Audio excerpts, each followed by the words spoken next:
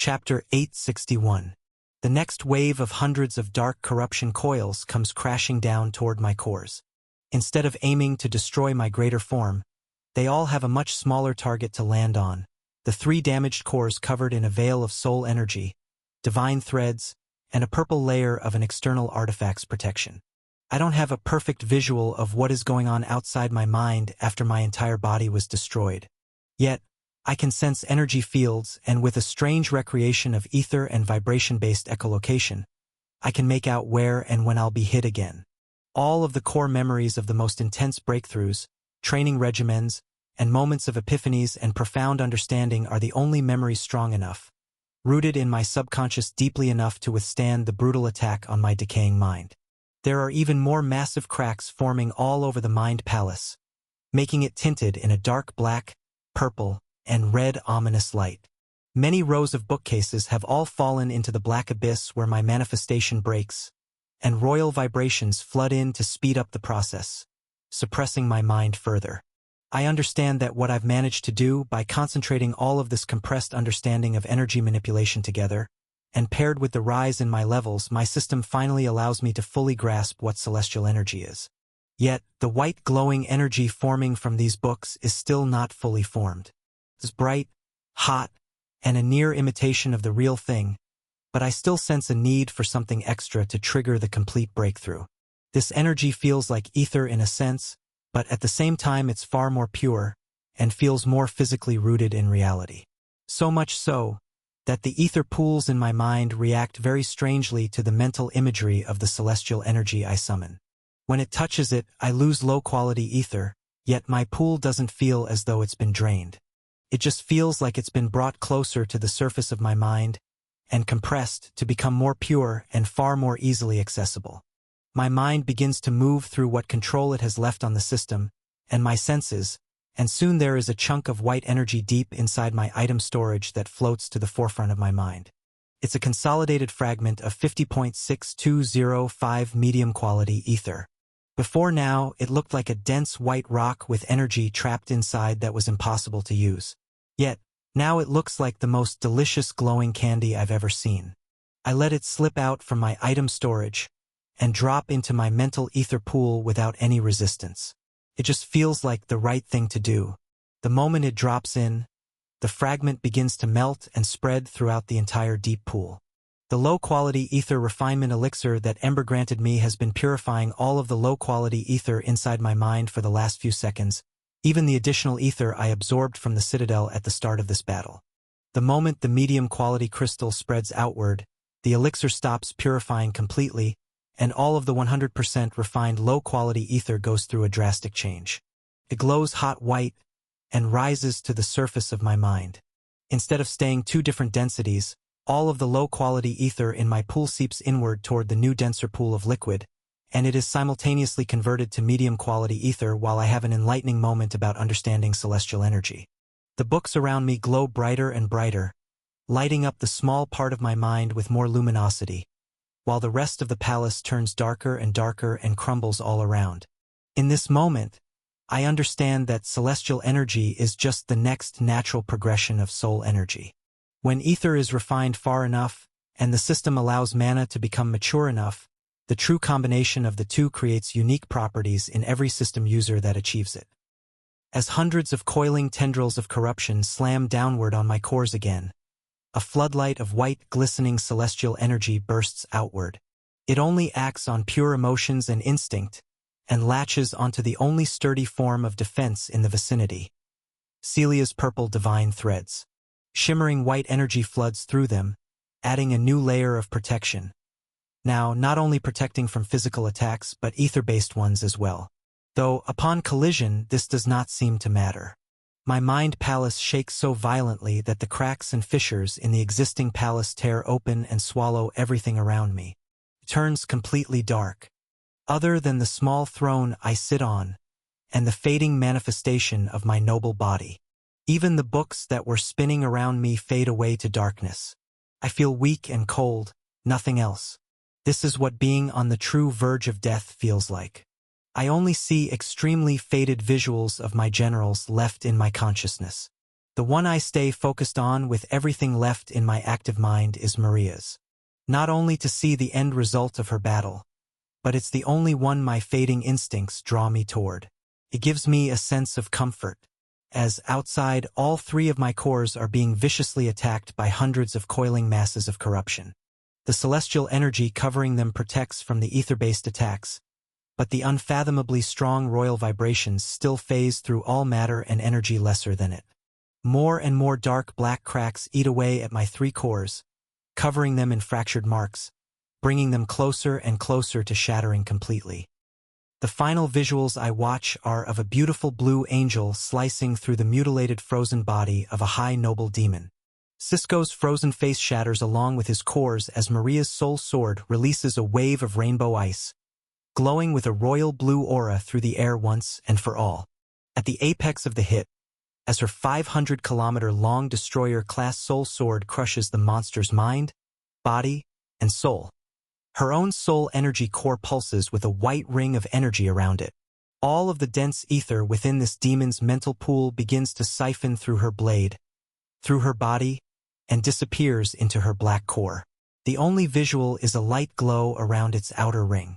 For the first time since she consolidated her yellow true core in the lower realm, the soul energy core contracts slightly, getting even smaller for a moment in time, then pulses outward like a single heartbeat.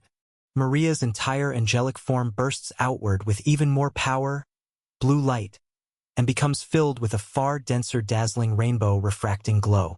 It looks like she is going through some kind of new bond or breakthrough transformation with her soul sword. Her greater form grows in size, and the area around her she gains total control over, and freezes in an icy array begins to increase.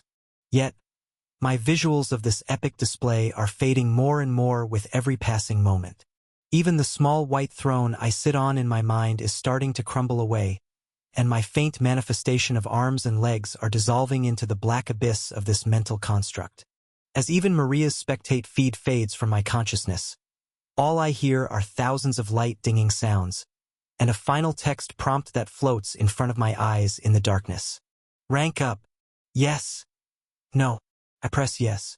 There would be a smile on my face, but even now, the mental manifestation has already dissolved all of my facial features to conserve energy.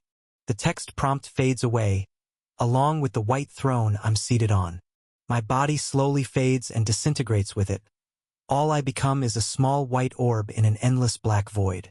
Yet, I am just as calm as the moment I realized I was going to be hit by that first 6 tendrils of corruption. My generals from the lower realm pulled through. I gave them the energy to fight in their battles. And now, they have given me a chance to unlock the power I need to finish mine. The sensation of the mental construct I'm in shaking every time I'm struck outside fades away. Even the low cold hum of royal vibrations doesn't even sway my mental focus. I fall into a complete and total meditative, relaxed state to rank up deep within my mind. Could be minutes passing, hours or days. I could even die before I'm broken out of this perfect state of concentration and not realize it. It's as though time is not passing any longer. I mentally blink, and during this time, the small white light floating in the darkness shrinks even smaller, yet its center consolidates into a core and grows stronger and stronger. The mental pool of newly formed celestial energy holds the final drops of my consciousness from dissolving, and contained away from the violent attacks and cold suppressing waves of royal vibrations long enough to complete a single system command. Once I open my eyes from this mental blink, a single notification shines in front of me in the black void again. It's at the very bottom of my system, added as a brand new buff. There are countless other notifications streaming through my consciousness, but only one can be sensed to my dying mind right now. It's the one I have to activate. Celestial Emperor's Sacred Body. Chapter 862. The 3 cores falling through the green clouds, being battered by hundreds of tendrils of corruption, are being cracked and fractured more with every hit. Thousands more coiling tornadoes of royal vibration-infused corruption follow downward. As in these milliseconds within my mind palace, Muriel Vermilion has closed the gap even further. The ruler of the green zone of the upper realm is less than 100,000 kilometers away, following me down through the massive hole in the citadel. Yet, They all start to glow white-hot the instant the Celestial Emperor's sacred body is activated deep within my mind. Out from every crack and fracture, dense celestial energy pours out. It looks like it's in a liquid state, but at the same time, it looks like fibers of pristine glowing and sparkling muscles and flesh.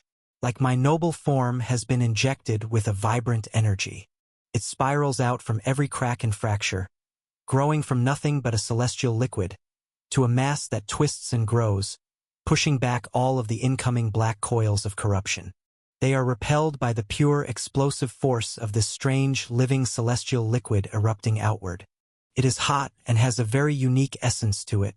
So much so that when it comes in contact with the celestial energy being manipulated by the celestial prism buff used by Muriel, this pure ether being used is pulled in toward my combination of ether and mana being manipulated by the explosion of energy.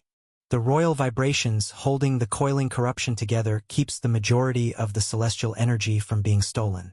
The white liquid grows and grows, pouring the contents of my ether energy pool outward. It grows past my previous size of 500 kilometers instantly, growing over 1,000 kilometers in diameter before the pulsing and swirling fibers of white muscle begin bursting outward to start forming a humanoid shape. It continues growing larger and larger, and in the depths of my mind, I begin to see the light of reality again rather than relying on a shadowy visual reconstruction using only echolocation of energy fields.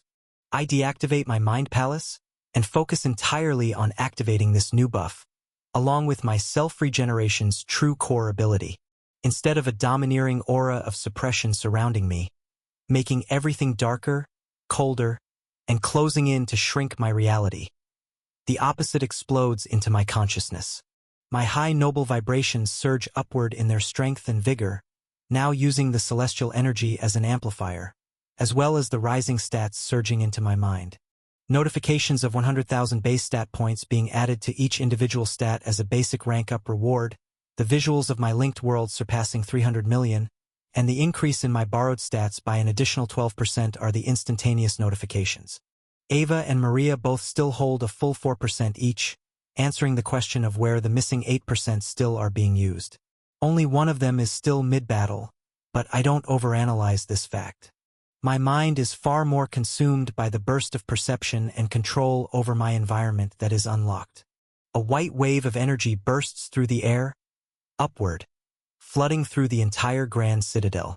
It may be cracking into pieces and falling from the sky, but I can now feel every single ether command and physical structure within it, and feel as though my high noble vibrations are finally hitting their next evolution point.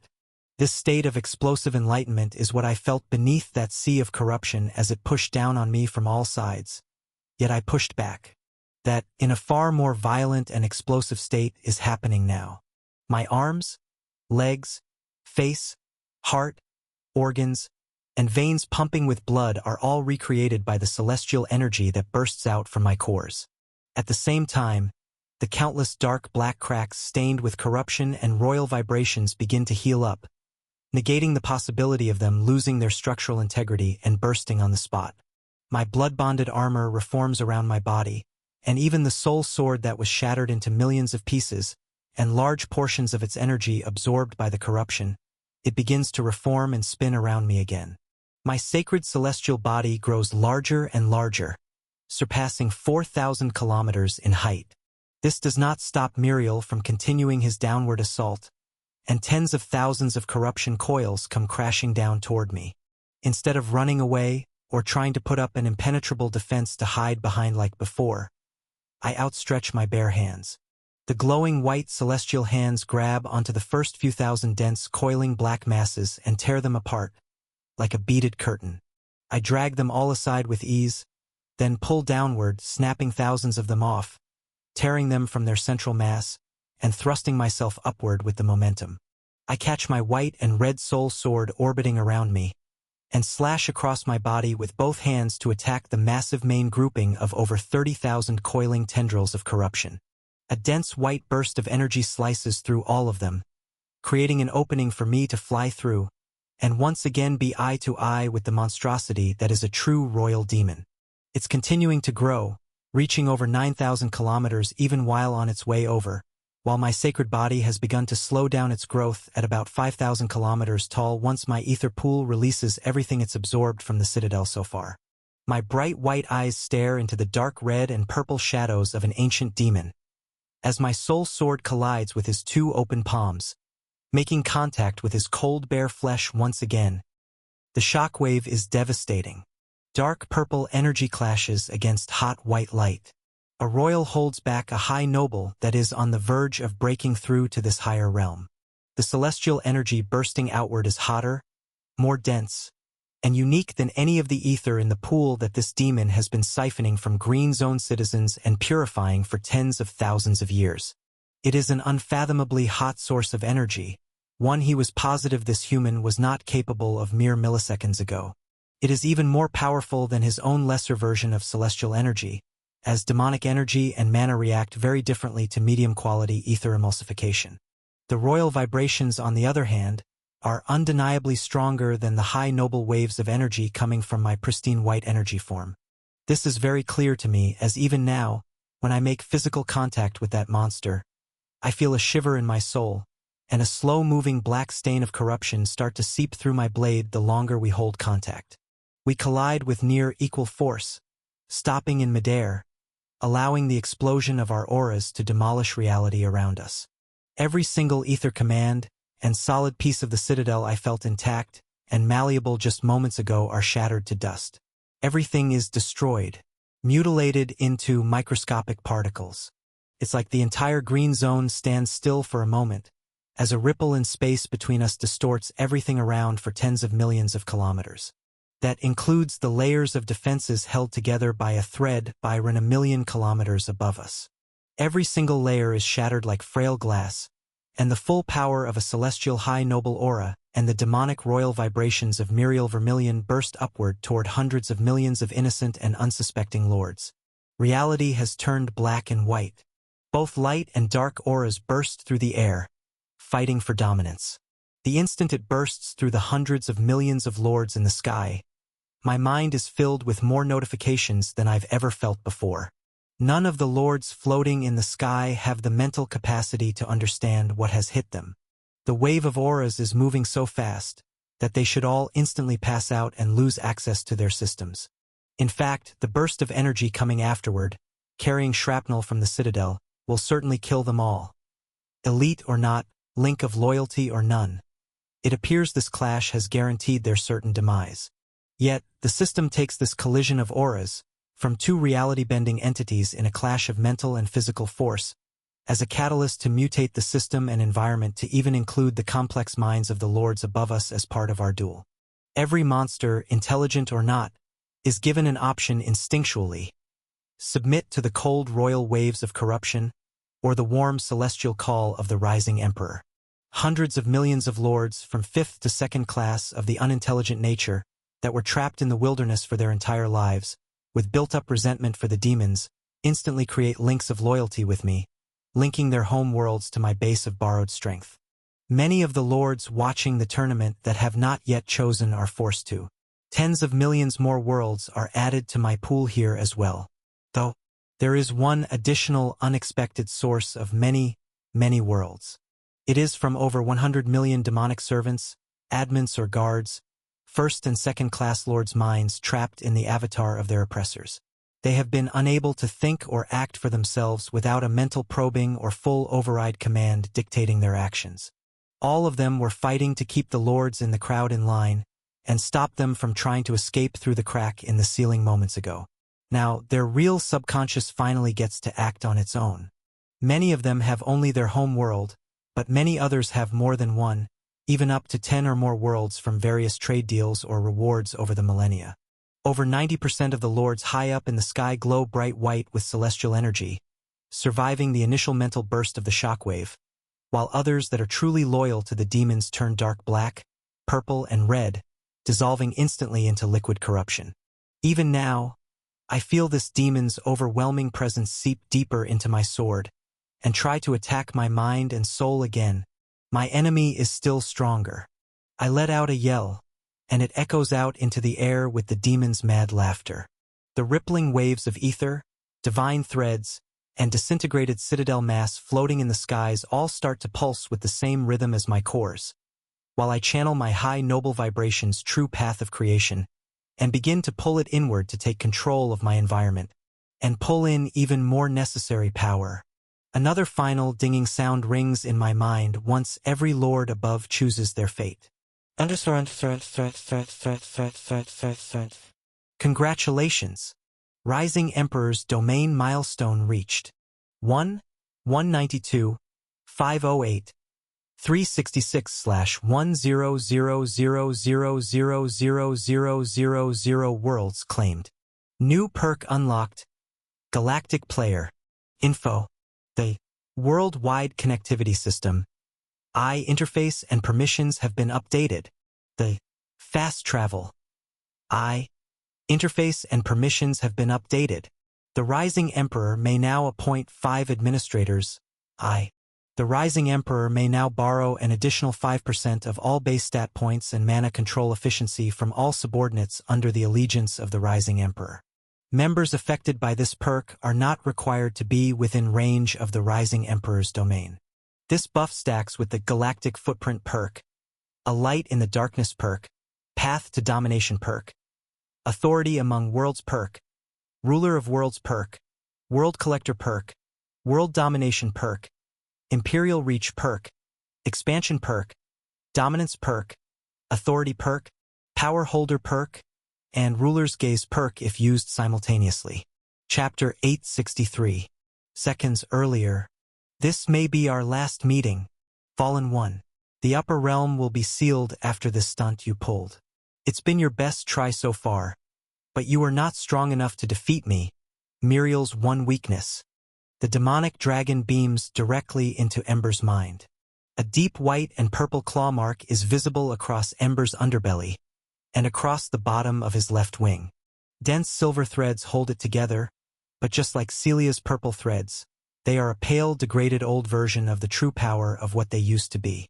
Ember still has to rely on his pure low-quality ether pool, and every moment using these silver threads, his mind and body fatigue more and more. He was able to hold off many of this dragon's attacks with his defenses before, but as the battle goes on longer, the silver threads become weaker. The demonic dragon continues to mock him, even sending a wave of demonic energy imbued with celestial energy from his mouth. Ember is forced to use his other wing to block this attack, leaving a dense hole, tearing through the defenses.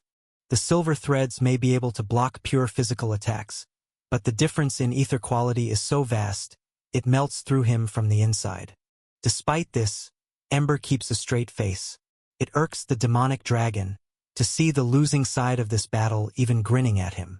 All of the attacks of Whitefire are blocked and dissolved into the atmosphere without leaving even a scratch on the massive purple dragon. Do you understand? You have lost. The royals have secured every single zone of the upper realm. Now that we have located you, and can confirm that we have sent you back, there is nothing you can do. You are too weak to even lay a scratch on me. You have failed at the only chance you had at killing a royal. It's over.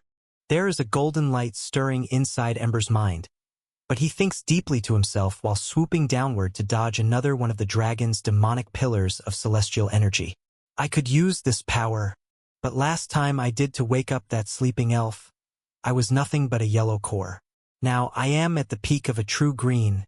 The consequences would be far worse. Ember mentally debates with himself while his borrowed stats paired with the Rising Emperor begin to grow higher and higher. No. If I save him now, he will not have the confidence to rule. The Rising Emperor must face certain demise, and will the system itself to pull him from the darkness. As the white and red dragon spins around, with 2 deep celestial wounds on his body, he's struck in the back by a third. The layers of dense silver threads keep him from being torn in two, but another nasty celestial burn tears a hole into his flesh, and even seeps into his mind. Goodbye, old friend. Our last meeting was quite fun. It will be the memory I savor most in our eternal kingdom above the lower realm. I was the last to kill the Fallen One, and it was clear this was your best chance.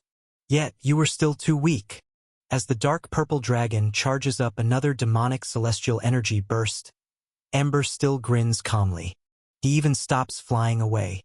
Instead, he swoops upward and faces the massive demonic dragon face to face. The silver threads shimmering in his eyes fade, and all that stares forward is a pure pair of crimson dragon eyes. I may be too weak, but there are far more ways to kill you, a soul-bound dragon. Maybe you weren't the weak point after all.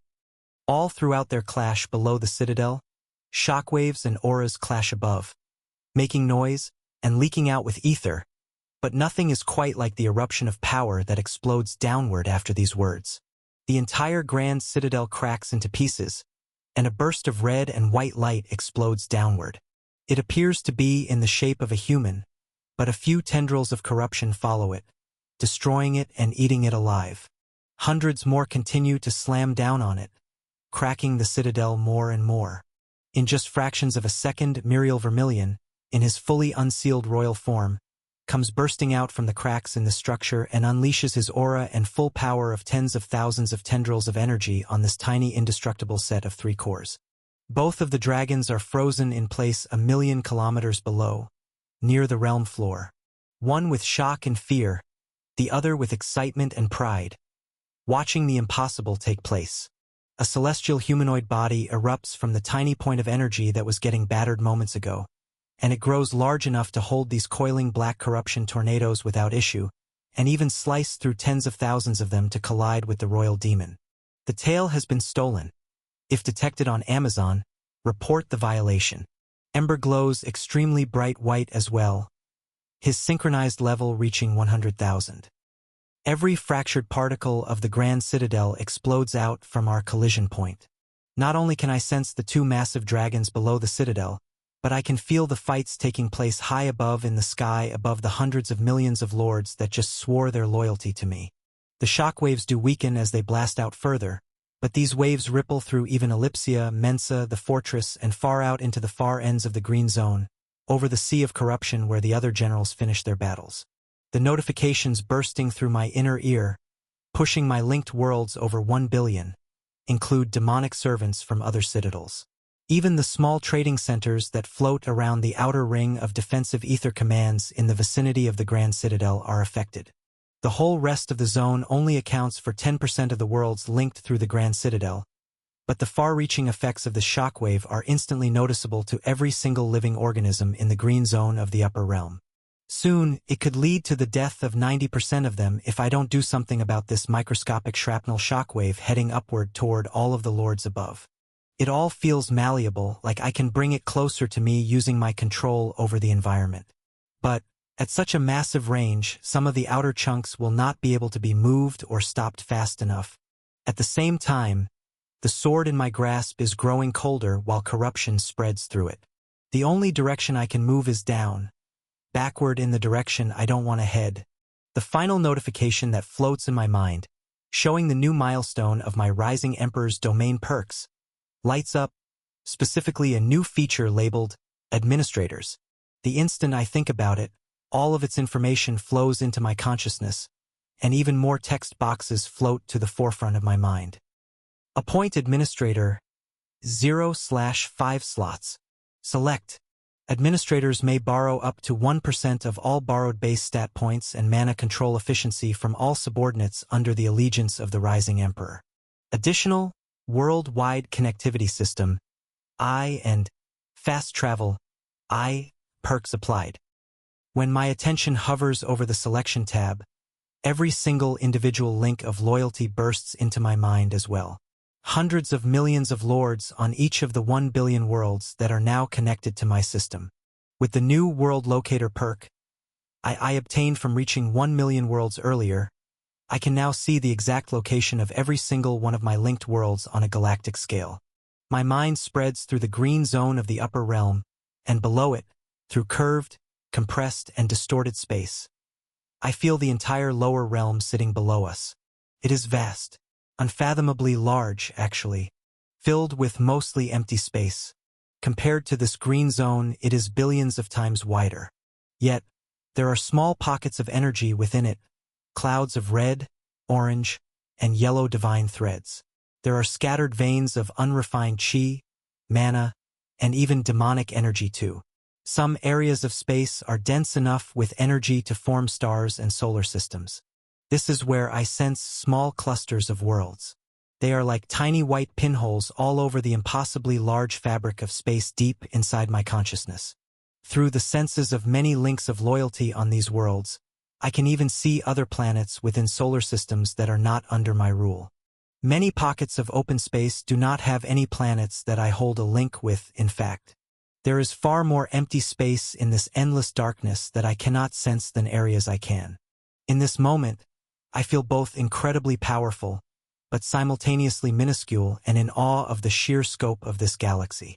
In the green zone, I can feel everything, but reality below it is far more of a mystery to me. I have tiny pockets of vision, but it's clear what I see is nothing at all compared to the truth hiding in the vastness of space. Even with these tiny peeks into reality, there is something extremely ominous at its center. The moment I even try to peer toward it, a ringing sound echoes in my mind, and a silver light starts pouring into my consciousness. I feel something watching back, and it forces me to lose concentration and pull my mind out from this massive mental construct. I feel a very familiar sensation wash over me, like I've seen something I wasn't supposed to.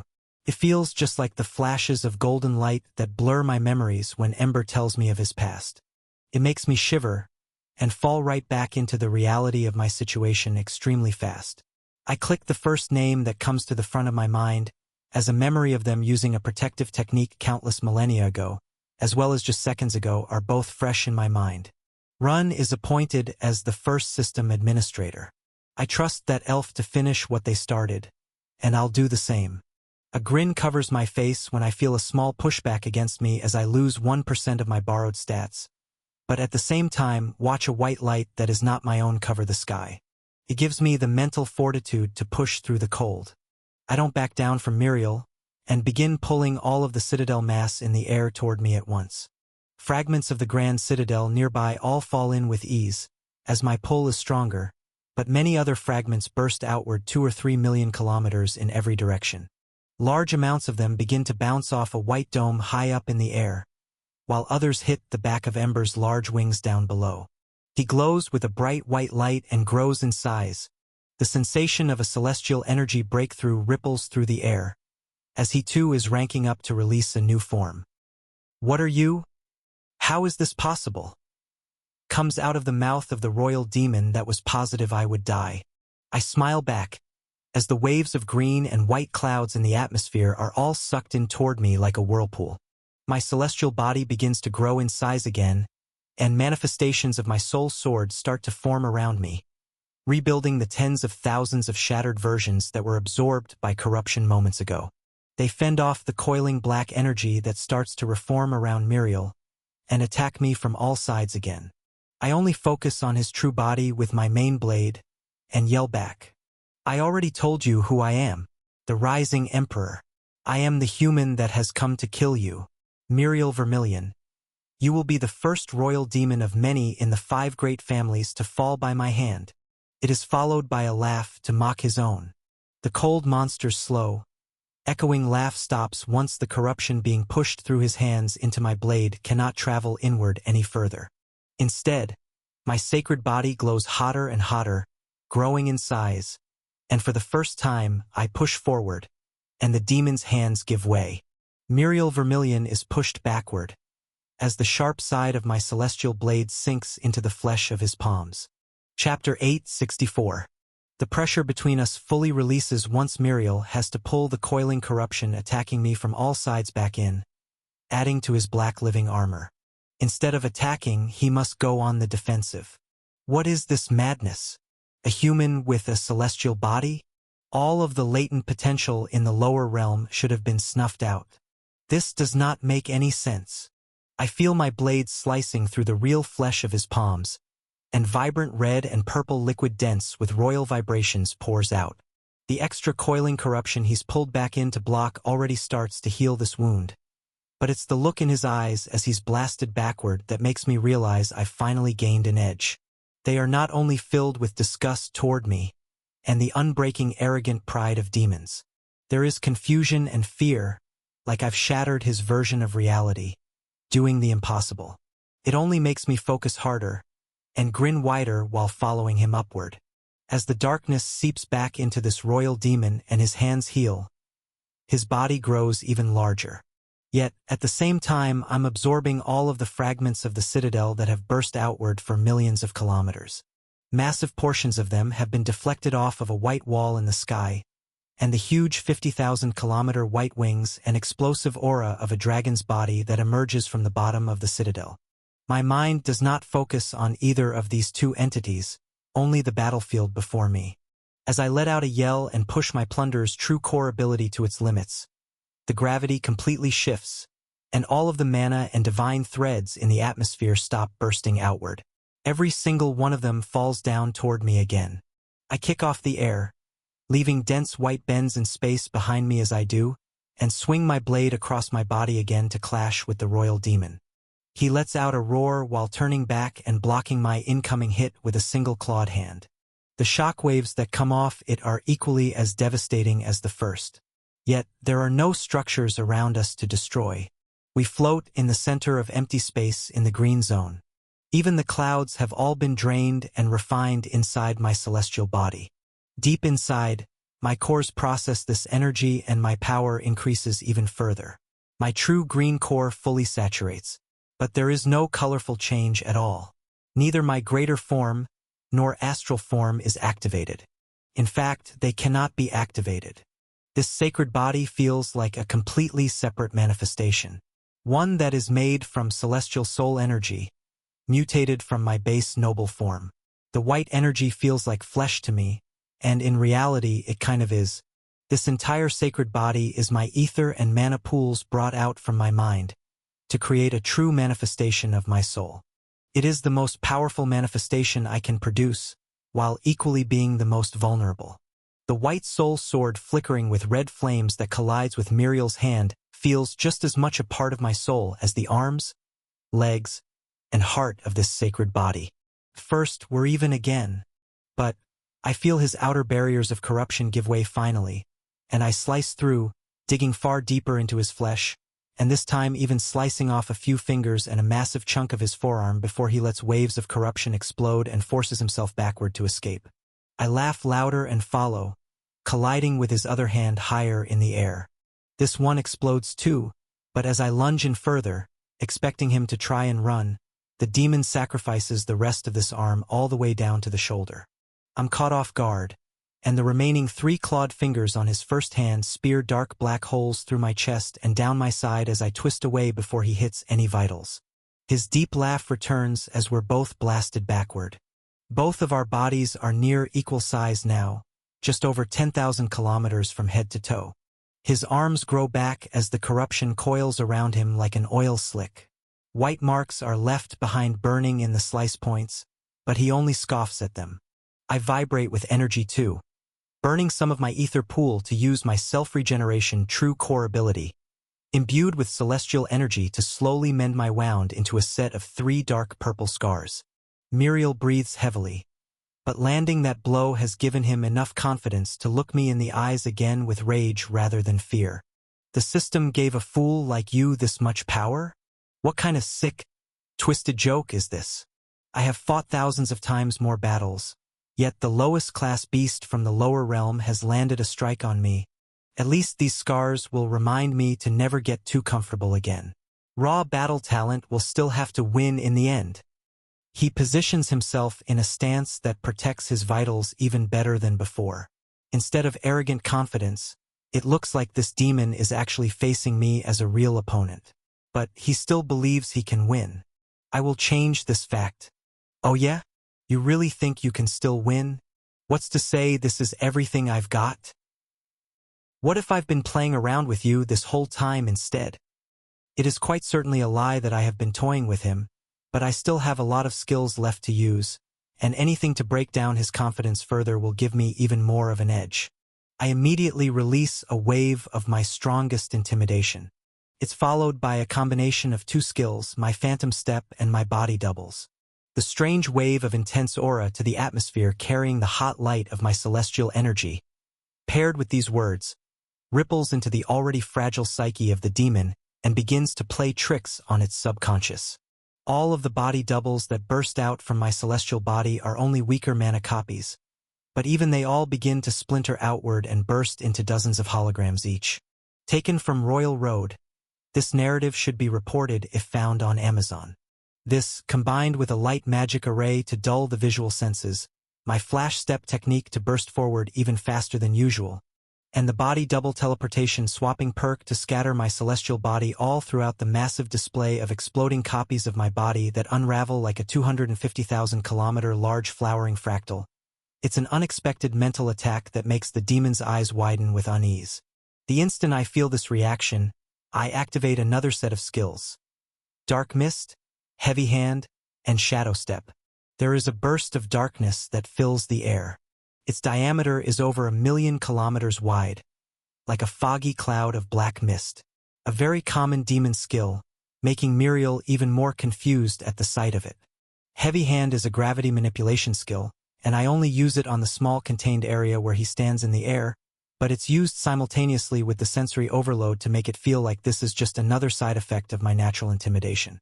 Shadow Step is used next, not only by me but my body doubles too, in order to spread out to all edges of this cloud and easily swap between places, while using Shadow Step to even instant teleport into areas where I am not. Any bits of data this demon can still comprehend using its royal vibrations to locate me will give it readings that will only make him more terrified. To make things even more confusing, I use my stealth skill on and off to make some of the readings weaker and stronger at random. I use the remaining mental space and availability in my mana and ether pools to activate even more skills. Solid barrier creation and dense malleable mana manipulation casings around all of my replicated soul swords. They spin around the real me to create a satellite-like defense system, and a combination of foresight, swordsmanship, and my new select skill in order to lock onto my target, creating mental paths where there would be near impossible probabilities for me to miss. The royal demon's survival instincts and danger senses all blare off in his mind, faster and more drastic than he has ever experienced in his life. His reality goes dark, his arms and legs feel heavy, his mind feels suppressed, and when he uses his only trump card to try and locate the threat, it is moving around him from every angle through space faster than he can possibly keep track of, or comprehend even how such movements are possible. The look of despair washes over his face, only visible to me. I let a few of my doubles use the Screech skill, paired with Whisper and a broad telepathy wave, to make my words hit him from all angles in ways he's never heard before. I told you, Muriel, I've already won. A royal bloodline means nothing to me. I am the rising emperor. You think I would fall on the first step toward glory? You are just another demon that has stood in my way. I go in for an attack, shadow stepping in right behind his left side, and swinging downward to slice right through his shoulder and neck, in a straight line down toward his chest and cores. For the first instance of the attack, the demon is still in shock, frozen in terror. However, its battle instincts still kick in the moment he's struck, and I feel him turn extremely fast. Not only with his clawed hand, but also his foot. The satellite array of copied soul swords is only strong enough to block small corruption tendrils. They are not suited for full-powered attacks like these. Upon contact, thousands of them are shattered. I feel both strike my side and dig into the surface of my sacred body, but I swap for a nearby body double before he can get anywhere as deep as his surprise attack on my chest. I let my echoing laugh blare into him from the body doubles in the dark mist domain, and then use a new set of skills. Laser creation, various elemental skills, and astral spears. There is a deep burning white gash in his shoulder and chest, not far from his cores, and I can see corruption starting to flow inward to heal it. This is not what I want. I begin teleporting nearby, within close range, and release dense waves of concentrated celestial energy from the many soul sword manifestations surrounding me. They work well as extensions of myself to send off these attacks. I imbue them with a random set of attacks. Some of them burst out in a pure and straight beam, like a laser, others with slower waves of pure supreme-grade elements. As these attacks come at the demon from all angles, he manages to block them just fine. Flowing oily pockets of corruption move around the outer layer of his body, sensing where these attacks are coming from and creating thick enough layers to block their full force. Yet, both he and I know that these attacks are not meant to hurt him. They are a distraction, to keep his corruption occupied to make the wound in his shoulder and chest heal slower. Even the elemental attacks, some filled with lightning, earth, water, fire, wind, and ice. They're all blocked too. Yet, even though it is meant to be a distraction, there is another layer to this attack. The astral spears. They are invisible attacks. While technically possible to sense if the power gap is high enough in these conditions, they are so faint the mana signatures aren't even picked up in the chaos. I start stacking astral spears into other visible attacks, to make them hit harder than they look like they should, and begin to add astral spears into the mix at random on their own to land hits on the demon's thinner areas of corruption armor. The first explosion of flesh in an unguarded area I see makes me laugh with joy. More and more start hitting, and the royal demon starts to roar out in fear, confusion, and agony. I go in for another stealth strike using a last-minute shadow step and swinging with my true soul sword at the peak of his anger. I slice right through his right arm.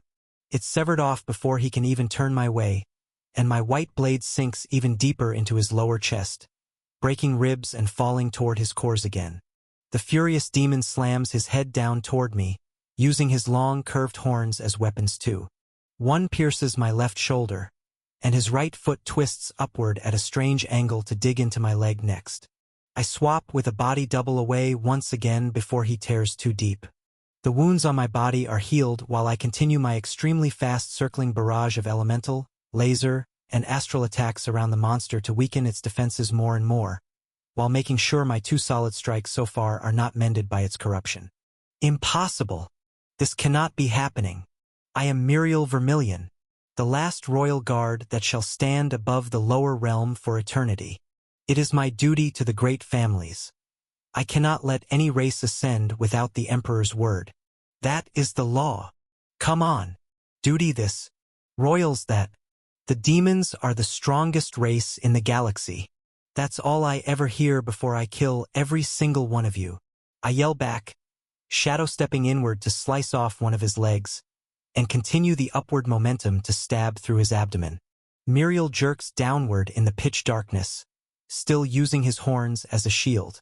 I teleport away before I get hit this time, though his yells that echo throughout my dark mist domain this time do not sound intelligent. Instead, they begin to sound like a cornered feral beast. He raises his one hand upward, and his dark horns pulse with a dark black and purple aura. I even shiver slightly as I feel his royal vibrations shift slightly. I'm in total control here. He cannot heal, he cannot see, and best of all, he knows he can't win. Yet, there is a version of a wild beast inside this intelligent demon that does not believe that. I am the gatekeeper, the ultimate wall between lower races and those the demons shall bring with them to the immortal future above. If it is my duty to die and destroy the green zone in order to fulfill this legacy, then so be it. I am a royal.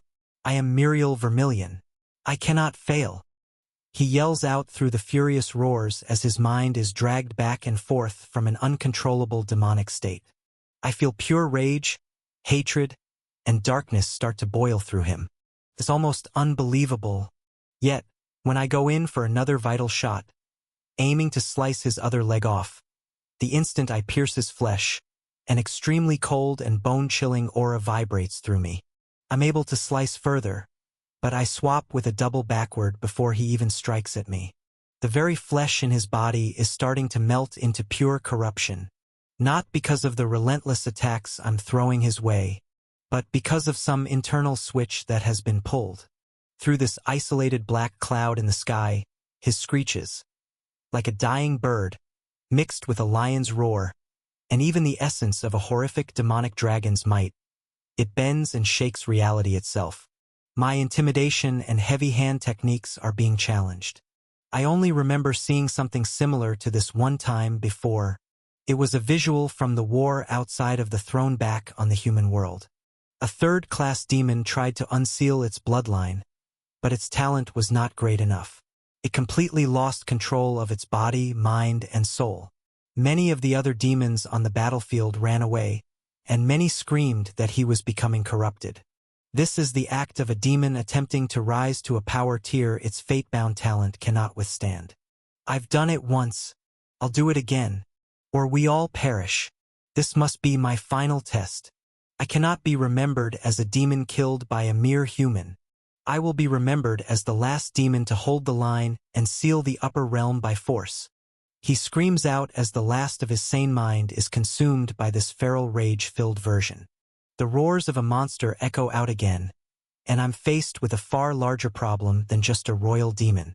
It is the youngest family head that has lost his pride, and does not fear killing himself and every single living lord in this zone to prove his worth. Chapter 865. Ember ranks up after reaching level 100000 and receives the Celestial Dragon's Sacred Body buff. It begins to activate, as he finally lets fragments of medium-quality ether left inside his mental storage for times like these flow through him. Yet, as his true celestial energy purifies and grows his body outward, growing over 10 times larger than his astral form, he thinks to himself, "A sacred body? That is a very good sign. I haven't managed to awaken one of these since the era of the elves." The massive wings, over 50,000 kilometers from tip to tip, snap open, and the damage on Ember's flesh from the demonic dragon's earlier attacks heals up as white-hot light fills his body. In fact, he now towers over his opponent.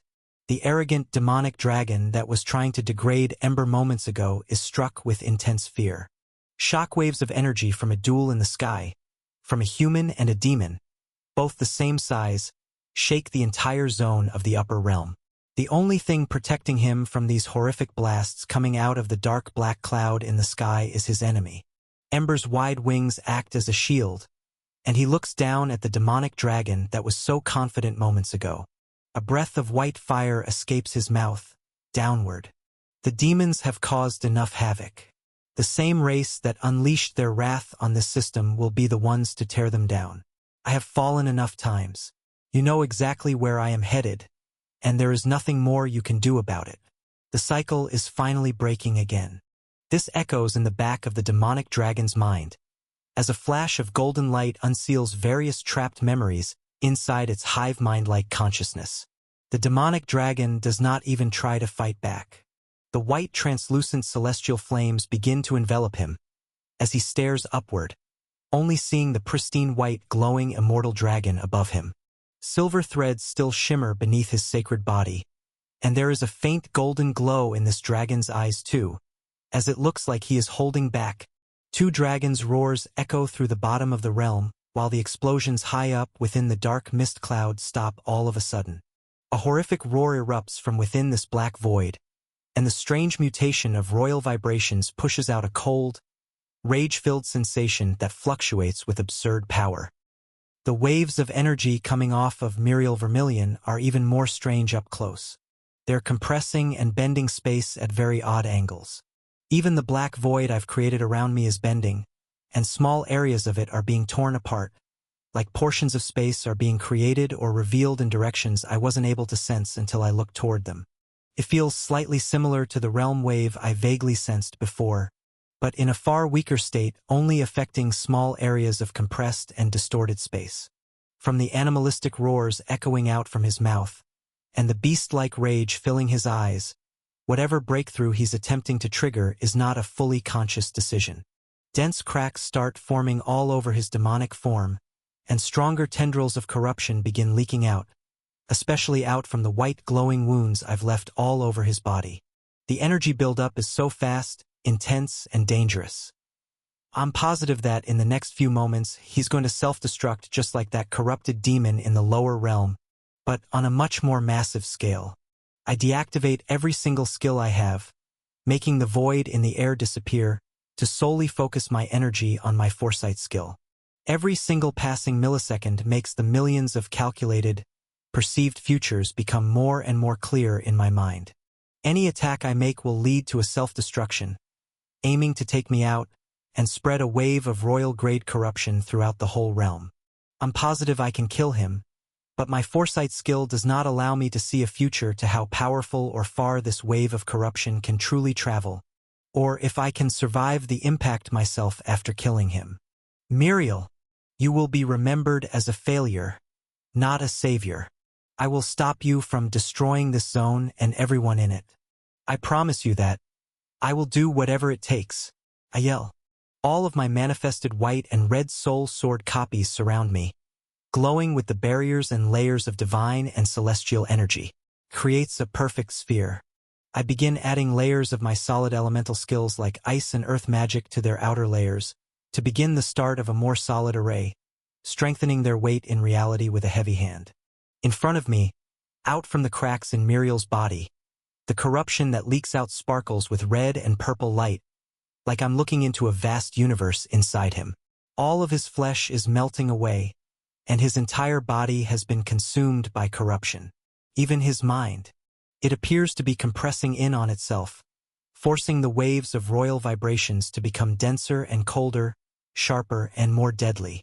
Yet, every forceful compression that is made, large amounts of the energy reject being created, and escape the vessel that is too weak to hold them. Internal explosions of energy create bursts on the dark, oily body's surface, and cause shockwaves to erupt out from the mutated demon. They send dense black cracks through reality. It's like nothing I've ever witnessed before.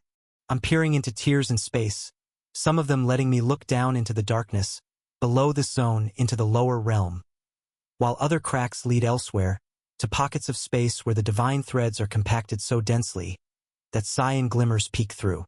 The cracks spread extremely fast, and they are poisoned with corruption. Their edges give off a cold aura, vibrating with purple and red demonic energy, infecting the air both here in this zone, and in the other zones these rejected, compressed versions of royal vibrations touch. The only description that comes to mind when the energy readings of these waves hit me is that of a high royal. It's like he's attempting to gain a new level of understanding, to use these royal vibrations for something even greater than he can now. It is tearing this zone apart. The cracks in space stretch over 1,000,000 kilometers outward and begin to get near the dragons down below, but also the elf protecting the lords high above me. At the speed they're spreading, I now see foresight futures where these cracks do in fact spread far enough to destroy every single citadel in this zone and fill it with corruption, to obliterate it from existence. The sights of the future that could be irreversible in the next few fractions of a second flashing through my mind are terrifying. I shadow step forward, to find myself face to face with the feral demon once again, and thrust the flaming red and white soul sword in my grasp forward, into the demon's chest. With all of my strength, I thrust it upward at a sharp angle to pierce its true green divine core.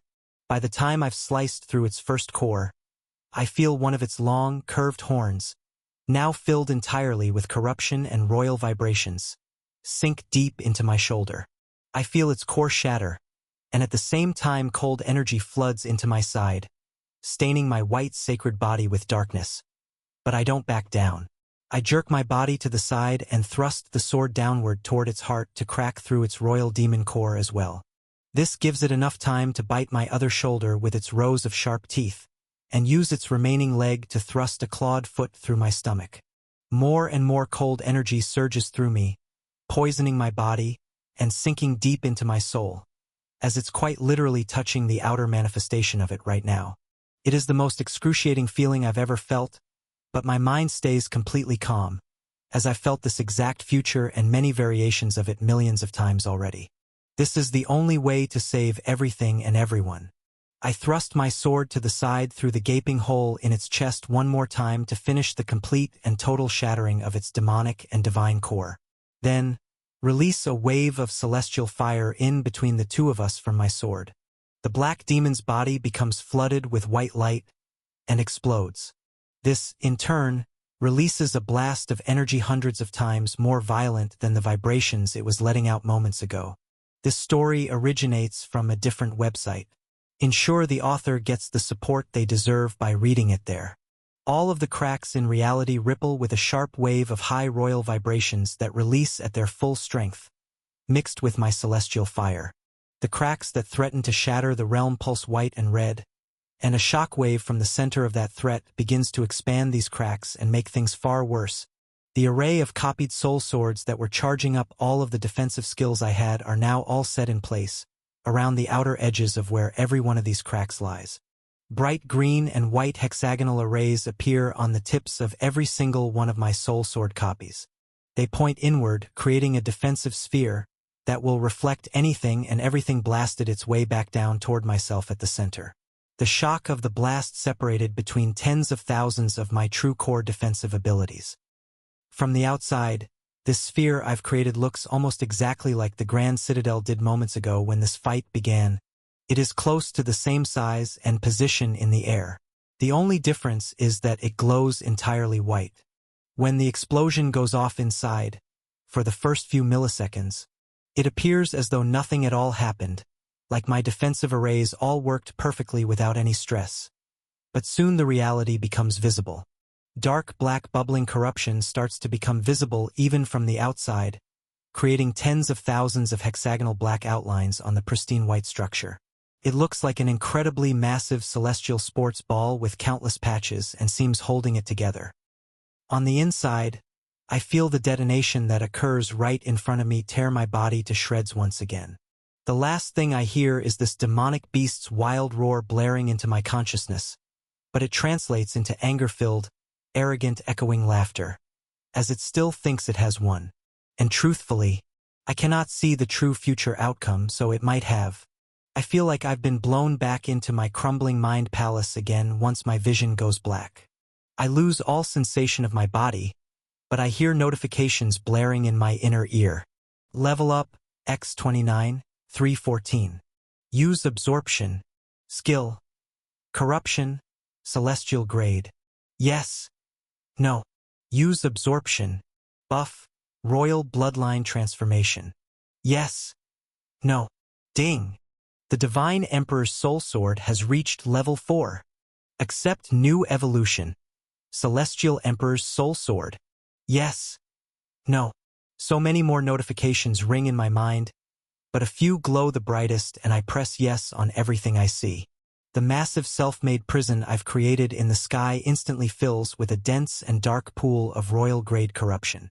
Ripples of white celestial energy start to pulse throughout the outward edge of the sphere I've made, as the new levels gained and celestial energy maturity that follows strengthen their power. However, the pressure inside still desperately needs to be released. This royal demon created enough energy to flood the entire green zone. It is just in its compressed state here. Every passing millisecond makes the bulges in the outer layers of these cracks grow darker and darker. The layer of defensive arrays is getting compressed more and more, moving toward their breaking point. When that happens, all of the force pushing in on them will explode outward, creating a chain reaction that will release the dense cracks through the green zone, and the corruption flood will spread. I activate my royal bloodline transformation and my new skill corruption, while simultaneously focusing on the true core abilities of plunder and absorption. The only way to stop this wave of destruction from spreading outward is to contain it inside myself. Chapter 866. While notifications rush through my mind, countless memories do too. In the past, I've absorbed memories from monsters and beasts with thousands of years of experience, and even a few over 10,000 years. Not only do I gain the visual and emotional memories of opponents I kill, but I also gain the instincts, battle techniques, and honed movements they have trained during their lifetime. This includes mana control or demonic energy control. In this case, ether control, and even the epiphanies gained from the breakthroughs in a demon's noble path. This is the most valuable thing. I can feel the weight of the memories that start flowing into my mind, far heavier and full of knowledge than any other opponent I've ever faced. This is not on the scale of thousands or tens of thousands. The experiences that flow through me are from hundreds of thousands of years. In such a fragile state, with quite literally the fate of the green zone of the upper realm in my grasp, I do not want to lose focus, but these flowing memories cannot be suppressed. They are added to my consciousness right now like a crashing ocean wave. The first few hundred years look and feel very similar to the other demons' memories I've absorbed. Muriel was trained on a hostile noble-grade world and brought to the demonic realm at a very young age. From the memories I've seen of that place in more recent memories, what I see now is a far less populated world. In fact, there are only 4 black thrones that watch over it. He was selected by the Morvale family to join their army and run through the same training programs and trials, placed on a labyrinth on a first-class world in order to complete his 3 rank-ups and bring back an offering to his family. Instead of the near-instant promotion to the upper realm like I witnessed from Andres Vermillion's memories, Muriel stays in the lower realm for far longer. I watched this demon rise through the ranks from a knight to a commander, and eventually a general in the Morvale army, following out orders with extreme discipline and control. In this age, almost every one of the generals in the Morvale army was a noble demon.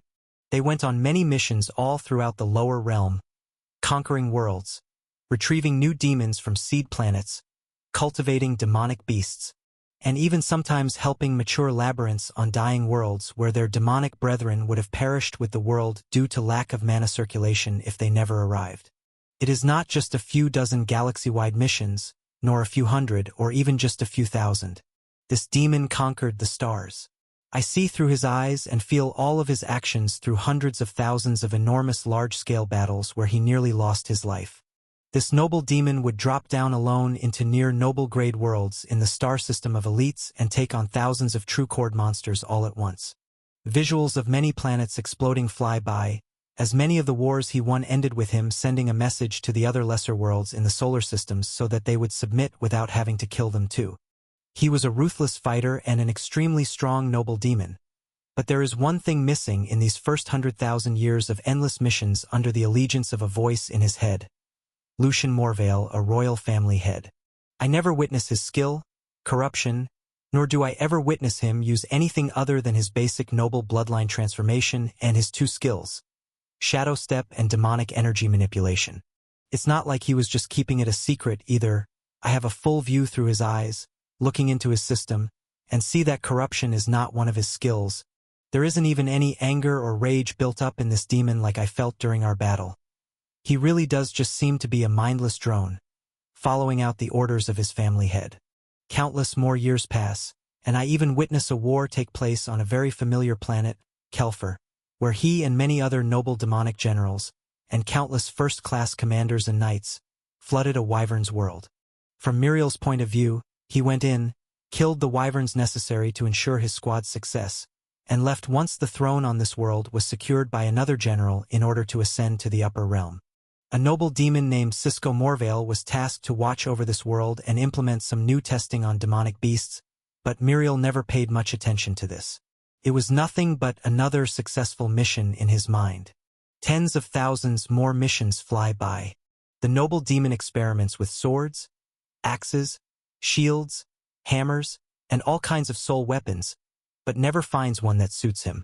All around him, as the missions go by, more and more noble demons get promoted to the upper realm, yet he never is. Many older than him die out, and many younger ascend even in their first few thousands of years in the Morvale army. Slowly, as the battles he wins get easier and easier, touching down on worlds in the star system of elites and releasing his aura to make every monster on land pass out from being in his presence, a small amount of anger and resentment starts to build. It isn't noticeable tracking it from battle to battle, but as over 100,000 years pass again in a flash, the build-up becomes very noticeable. Demons that are far weaker and less talented than him continue to be promoted, and every time a request is sent in to his family head, it is never accepted and often ignored. Even so, he continues to follow out his missions, conquering hundreds of thousands of worlds for his family, yet never receiving any recognition. Every few hundred years, Muriel begins to let this anger out on random star systems, killing every living planet in them just for the fun of it, and sends massive waves of energy into their star center to destabilize and watch mostly the massive red and orange stars explode and distort space. They are the weakest systems for worlds, usually 4th and 5th class. He tries a few yellows at times, but they are never destabilized entirely. It is more like him just venting and throwing attacks into a divine fireball that swallows them all whole. There were no negative repercussions for these actions. In fact, they were completely ignored by the family head. This only made him grow with more resentment and anger. Yet, this grew his intent and desires to be stronger than anyone in the lower realm, to understand why his family head would not let him ascend. Hundreds of massive star explosions fly by before my eyes, leaving desolate, lifeless areas of space to add to the massive dark void, until one moment changed everything. It was one day after an extremely successful mission, conquering a half-dozen systems in one of the most intense regions of the star system of elites. 2 Griffin worlds and 4 mammoths. This is an achievement that any new noble demon coming back to the realm with would automatically be granted approval to ascend. Yet instead, the only message he gets back from the family head is, "Not good enough." This is what he receives on his way through deep space back to the demonic realm, and he stops to get out at the nearest star system. It's a bright yellow star, meaning an extremely strong system, and a near impossibly dense ball of divine energy, chi, and natural lower realm elements. He has never destabilized a system of this magnitude before. The demon does not even attempt looking for any worlds nearby. He only unseals his noble form and begins throwing a barrage of attacks at the system's center. It is hard to tell if hours or days pass, and the demon's yells are swallowed up in the vacuum of space. For the first time, I start to see the anger-filled eyes of the demon I fought today, and experience the breakthrough of a high noble demon. It is incredible, and the moment he distorts the fabric of reality in his breakthrough, the star at the center of this system twists inward on itself and explodes. The next 1,000 or so years are even more interesting to watch. Instead of a reaction, the family head still ignores him. Despite being the strongest demon in his lower realm branch, no praise or acknowledgement for his power is ever given. This only causes his power to grow more and more. It is almost a yearly occurrence for him to destroy perfectly sound yellow stars. Yet, the strongest white stars that were more commonly found in the star system of elites, he was never able to crack. Every time he fulfilled missions, they would haunt him, and the message from his family head would make his anger grow. It is almost randomly, out of the blue, that one day he snaps completely. In an elite star system, where 12 first-class worlds circle a bright white star, this high noble demon finishes his rounds in suppressing and collecting resources from the worlds they rule over in order to ensure they hit maturity soon on their labyrinth contracts for new fledgling demons. Word of another noble demon breaking through to the same level as him, a high noble, and receiving an ascension throne as a reward reaches him through an update channel that generals share. He even recognizes the name Cisco from a world they took over together long ago. Why him? Why is it always someone else? Why not me? The rage-filled demon unseals his high noble vibrations and cracks one of the first-class worlds he stands on in half. Muriel stares toward the star at the center of this system, while the parts of this mantis world float away behind him. What will it take? What more do I have to sacrifice? I am the strongest demon that has ever lived in hundreds of generations. Must I reach another level? He continues to stare off into the black abyss of space, with only the white star in the center of his vision. I'll do it, whatever it takes. I'll show you you're wrong. I'm not meant to do grunt work in the lower realm forever. I am better than all of these lower races. No, I am better than all of these lesser demons. I am meant to rule. I am meant to be remembered. Chapter 867. The feeling of breaking through from a noble to a high noble is still quite fresh in this demon's mind. After hundreds of thousands of years, seeing for himself that no race in this galaxy has ever come close to the strength of a noble demon, it is not just the words of his family that make this a fact in his mind. Muriel is certain there is no race that could ever come close to the raw potential of a demon. It is true, they are the current race with an overseer position, so it would be impossible for any others to emerge that could stack up against his raw talent. Yet, even among fellow demons, he is the wisest and oldest one in the lower realm. Those that show promise as nobles are always picked for ascension. Yet, all of these nobles stack up nowhere near as strong as him. It is only every few thousand years that word of a red star system being obliterated gets reported, and these nobles are the peak of their bloodlines. After so many generations passing, even these highly praised talents do not compare to him at all. Muriel is certain that even among the demons, he is an outlier. Consciously and subconsciously, over the millennia, he has been separated from the others, treated in strange backward ways by his family head, and is indisputably stronger than everyone. He truly believes he is different. He begins sending massive waves of aura, demonic energy, infused with divine threads and refined chi so fine it's turned to low-quality ether, all toward the center of this elite star system. Days pass and nothing happens. His anger only grows, and other planets in orbit begin to get affected by the residue. Weeks, then months, and even a full year go by. The rest of the massive planets holding some of the most elite monsters in the galaxy are destroyed by the shockwaves. Miriel, in his unsealed yellow true chord noble form, is a few dozen kilometers tall, but his high noble vibrations are so intense, they poison the air of the star system more and more with every passing day. From killing the elites on so many planets over his years of missions, his level has risen past 95,000. His ether maturity and demonic energy control are so strong that dominating these worlds is an afterthought while he stares into this white star at the center of the system. Break already. I command you. I am the strongest demon to ever grace this lower realm. There is nothing I cannot defeat. He yells into the void. With the billions of system users in this star system all dead in fragments with their destroyed worlds, orbiting this star with the angry demon. Countless mission notifications go off in this demon's general status, but he does not answer or accept any of them. The pings he hears only make his anger grow, as he feels he's being used as a pawn, when in reality he should be a king. No more of this. I will not fight for a family that does not respect me. The repeating dings, paired with the fact that he cannot destabilize the star at the center of this system no matter how much he throws at it, bring his anger to the brink.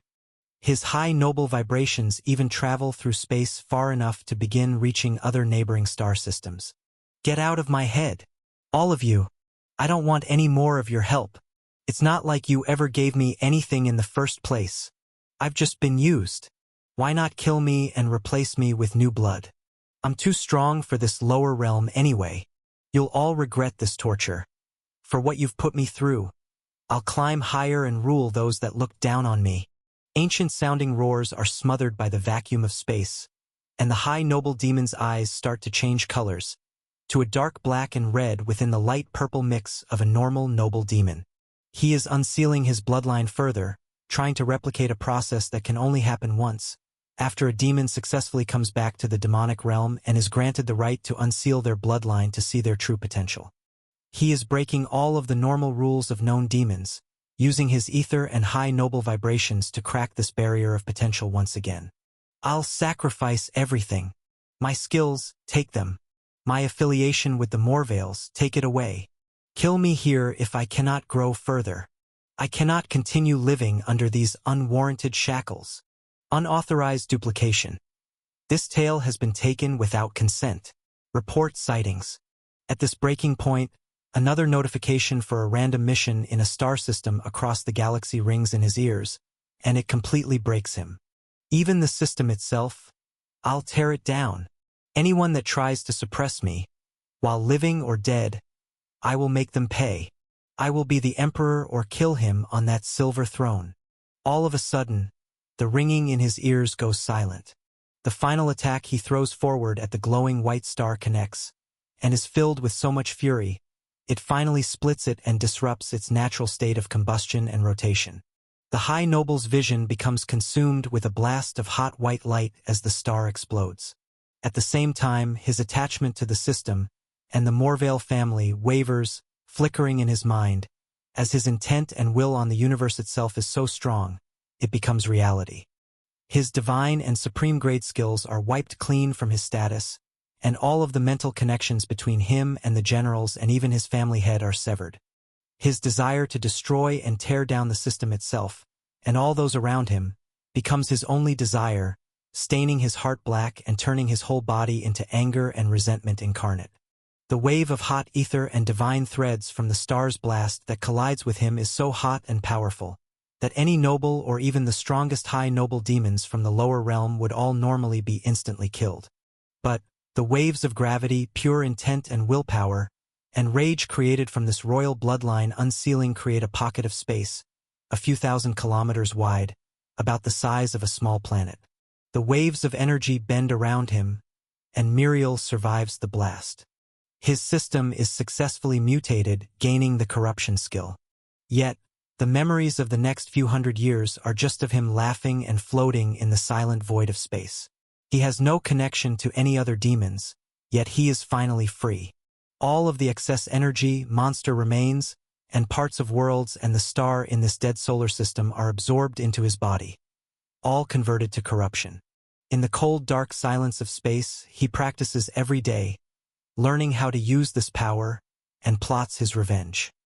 Dim lights eventually approach Muriel floating in the void of space, and he is taken back to the demonic realm. Muriel is calm and does not resist or show off. He has reached such a high level in this lower realm that even the New Age noble demons that escort him look like nothing but lesser races to him. The royal demon just crosses his arms and is still not even surprised when he sees a fifth black tower at the peak of the demonic realm overlooking the commoner demons. The cities are far more built up, looking closer to the modern-day versions of what I saw from Draco and Andres. There is a single silver door open on the throne when he approaches, and high in the sky, a demonic dragon comes flying down, circling the tower a few times before standing before him.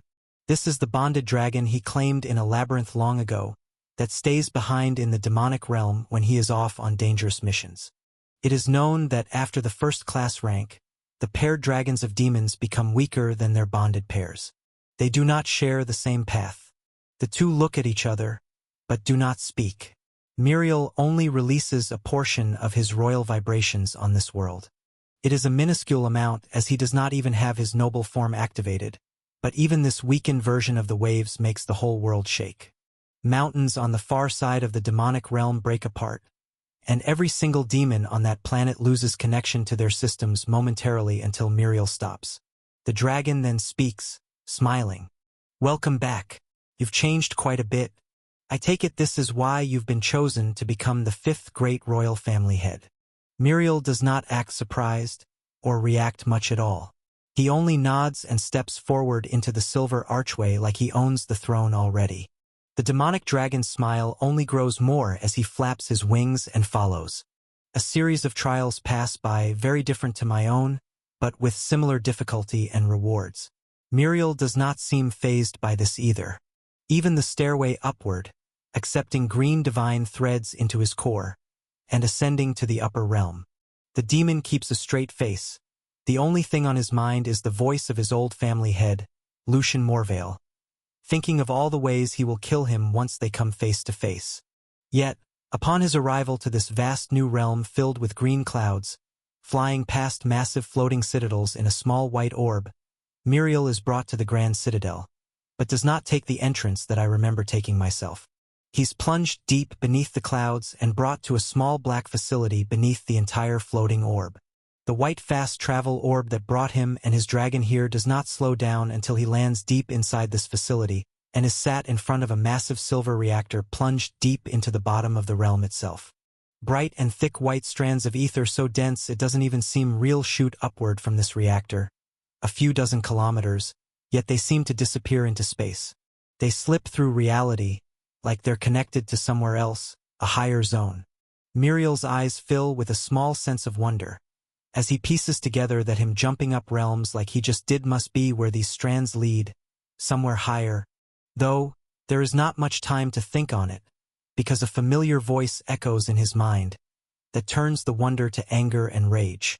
"Welcome, Muriel, my greatest general, well, former general, that is." A cyan holographic image of this demon appears in front of the closest thread of ether. Before Muriel can get a word out back, Lucian speaks again. "You're in front of more important figures than just me. I would watch what you say, young one." Lucian's blurry image grins, while a dark blue manifestation of a demon appears near a strand far behind him. Behind even this figure, a very faded purple demon looks down on them all, and the pressure of royal vibrations far stronger than his own comes pouring down on him from all sides, from every one of these figures. The final strand at the very back of his vision glistens silver, and it feels like something is watching him through it, but no visual manifestation appears. Lucian speaks again. "We would like you to complete a final mission for us, then offer you the fifth position as a royal family head." Chapter 868. Muriel chokes on the thick air and falls to his knees from the pressure they are all emitting. The fact that they are speaking through a hologram, and from different zones of the upper realm while still exerting this much pressure down on him, is like nothing he's ever felt before. Yet, even as this pressure fills the room, he does not pass out. Muriel only smiles while standing back up, unsealing both his noble, then royal bloodlines before 3 of the family heads. The entire green zone of the upper realm shudders, and the holograms of the demons before him shift. Lucian's eyes widen slightly, as his is the closest and most high-definition imagery. Even the reflections of a long hallway behind him are visible. In this hall, the outlines of hundreds of demons standing at guard in cyan armor are fuzzy but easy to perceive now, with royal vibrations flowing back through this holographic display. Though there is a small curve upward in his lip, and the sensation of pride coming through. The dark blue demon does not have any facial expressions present, but upon Muriel's release, the shadowy imagery of a multi-headed beast wakes up, and its long necks and heads turn downward at its master. There is a very cold sensation rippling out from this figure, as the shadowy heads fade away and only the single dark blue demon remains.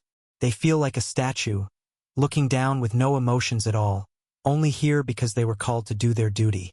Higher above even this, the extremely faded purple demon does not move, but the sensation of being looked down on, like a small, harmless dog, is all that comes out from this hologram. The single silver thread, imbued ether strand trembles. Then its presence completely disappears. The faded purple demon speaks, through a static and rough connection. Yes, carry out the initiation process. The Emperor approves. This royal shall suffice. He trusts that the vanguards will take care of any issues if his ability becomes too high risk. Then, this purple figure starts to fade too. Wisps of white figures look like they move in front of them in humanoid shapes. But in this old memory, it's quite hard to make out what they really are. All of this is fascinating to me.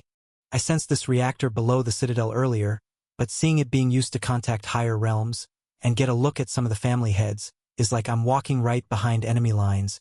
These are memories the demons certainly would not want me seeing. More and more memories fly by. The mission he's sent off on is to work together with an old battle partner from the lower realm and destroy a citadel where wyverns from the previous era still reside, and wipe every single one of their race from existence, so the demons can finally rule without any other nobles training to claim this path any longer. In addition to this, he is tasked to begin scouting strong noble demons from the lower realm, and most importantly, the words that stick out to me the most come from the cold and unemotional, faceless demon from the dark blue zone. While you complete your initiation, it is vital you never let the fallen one ascend further than the green zone. He must be entirely suppressed before we seal the upper realm. The shock of realizing there actually are demons stronger than him, even in his royal form, has pushed back his plans for revenge. However, after hundreds of thousands of years of waiting, a few 100,000 or even 100,000 more, if need be, is not a problem. Muriel accepts the words of the family heads, reunites with Cisco Morvale, and a team of first-class and noble demons from the Morvale family to claim the outer edges of this zone. I witnessed the memories fly by of the systematic annihilation of the wyvern race, both in the lower realm hundreds of thousands of years ago and now in the green zone. Multiple wars involving the strongest berserker races, ogres and orcs all pass by, but Muriel does not act on the front lines much. After easily taking down an entire citadel full of the strongest race of monsters on his first day in the upper realm, he begins to isolate himself below the grand citadel and direct his underlings. Every time this fallen one returns, his demonic dragon takes care of the dirty work. He gains more and more levels, ranking up again, awakening celestial energy. But it truly does not matter to him. Even the day he's finally granted the position as a family head, after his strongest subordinate captured and restrained the last wyvern and set up a final trap to weed out the fallen one final time, Muriel is nothing but a silent and resentment-filled demon. He chooses the name Vermilion for his family, as a promise to himself that he will see the blood of all the royals one day and take the throne for himself, or tear down the system itself trying. Even in these last 18,000 years, as he sits and waits beneath the grand citadel, draining the low-quality ether from every new lord that arrives, his anger and resentment only grow. He builds a dense black prison of corruption below the citadel, to protect the realm from his outbursts. Occasionally, he has meetings with the new promising nobles that arrive, but he still sees them all as lesser beings to be trained and used as pawns just like he was. The plan is to bring a new noble or strong first-class demon up from the lower realm every few hundred years, to build up an army as the generations of demons in the lower realm cultivate better bloodline mutations. Though it seems fewer and fewer nobles are being produced as the years pass. They are not as prominent as in the time of the Morvales. Miriel realizes this, and knows that he will most likely be the last royal family head, and therefore the youngest one once the lower realm is sealed. Again, just a tool, a pawn, to be used in someone else's game. The resources in the green zone aren't pure enough for him to grow and challenge the figures that look down on him.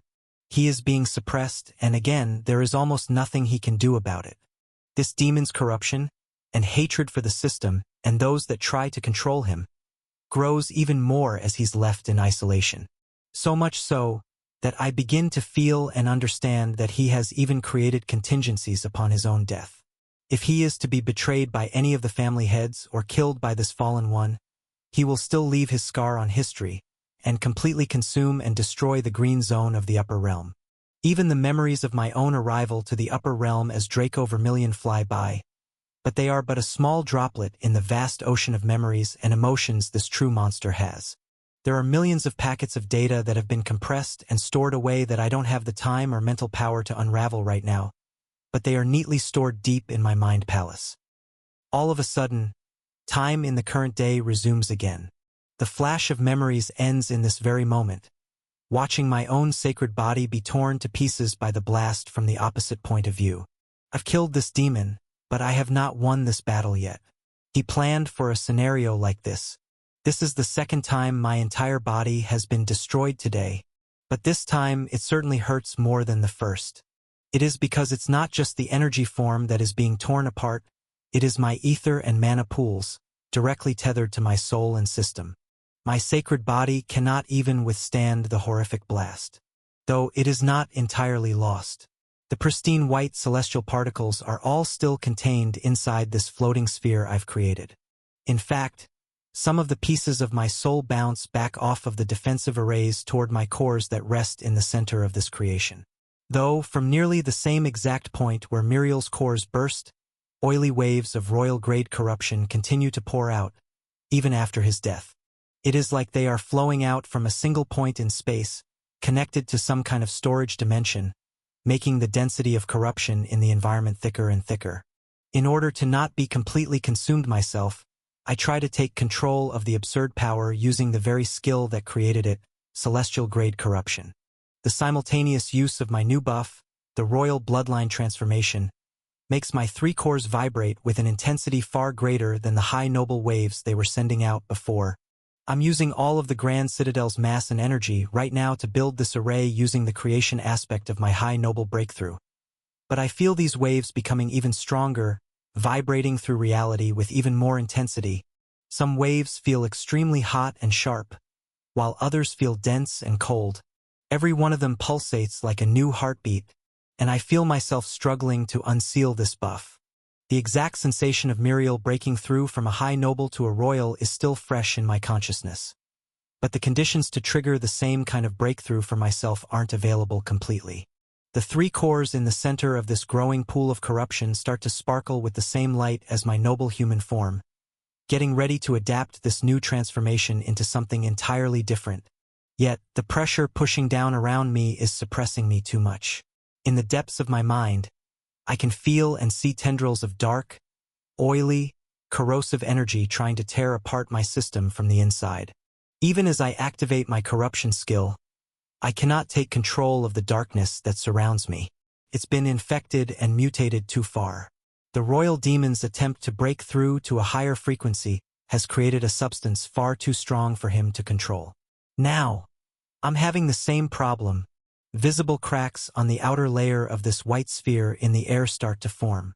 Not only is there dark corruption on the seams, it has also started to bleed through each hexagonal defensive array holding it together. The entire orb is on the verge of bursting, yet the corruption that erupts out from a single point in its center is not slowing down. Even the cracks in space, threatening to turn the green zone inside out and implode on itself, are getting larger. The more pressure these waves of dark corruption pour in, the more stress it puts on the fabric of reality holding this zone of the upper realm together.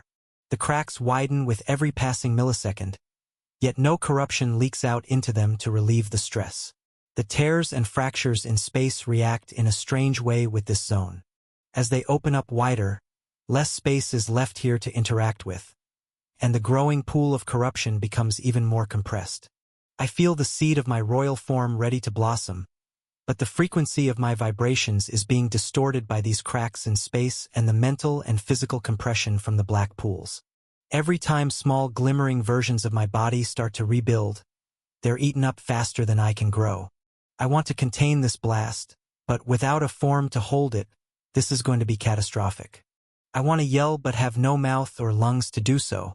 All I have is a mind, and the visual representation of my divine, soul energy, and demon core. They are all very cracked and fractured.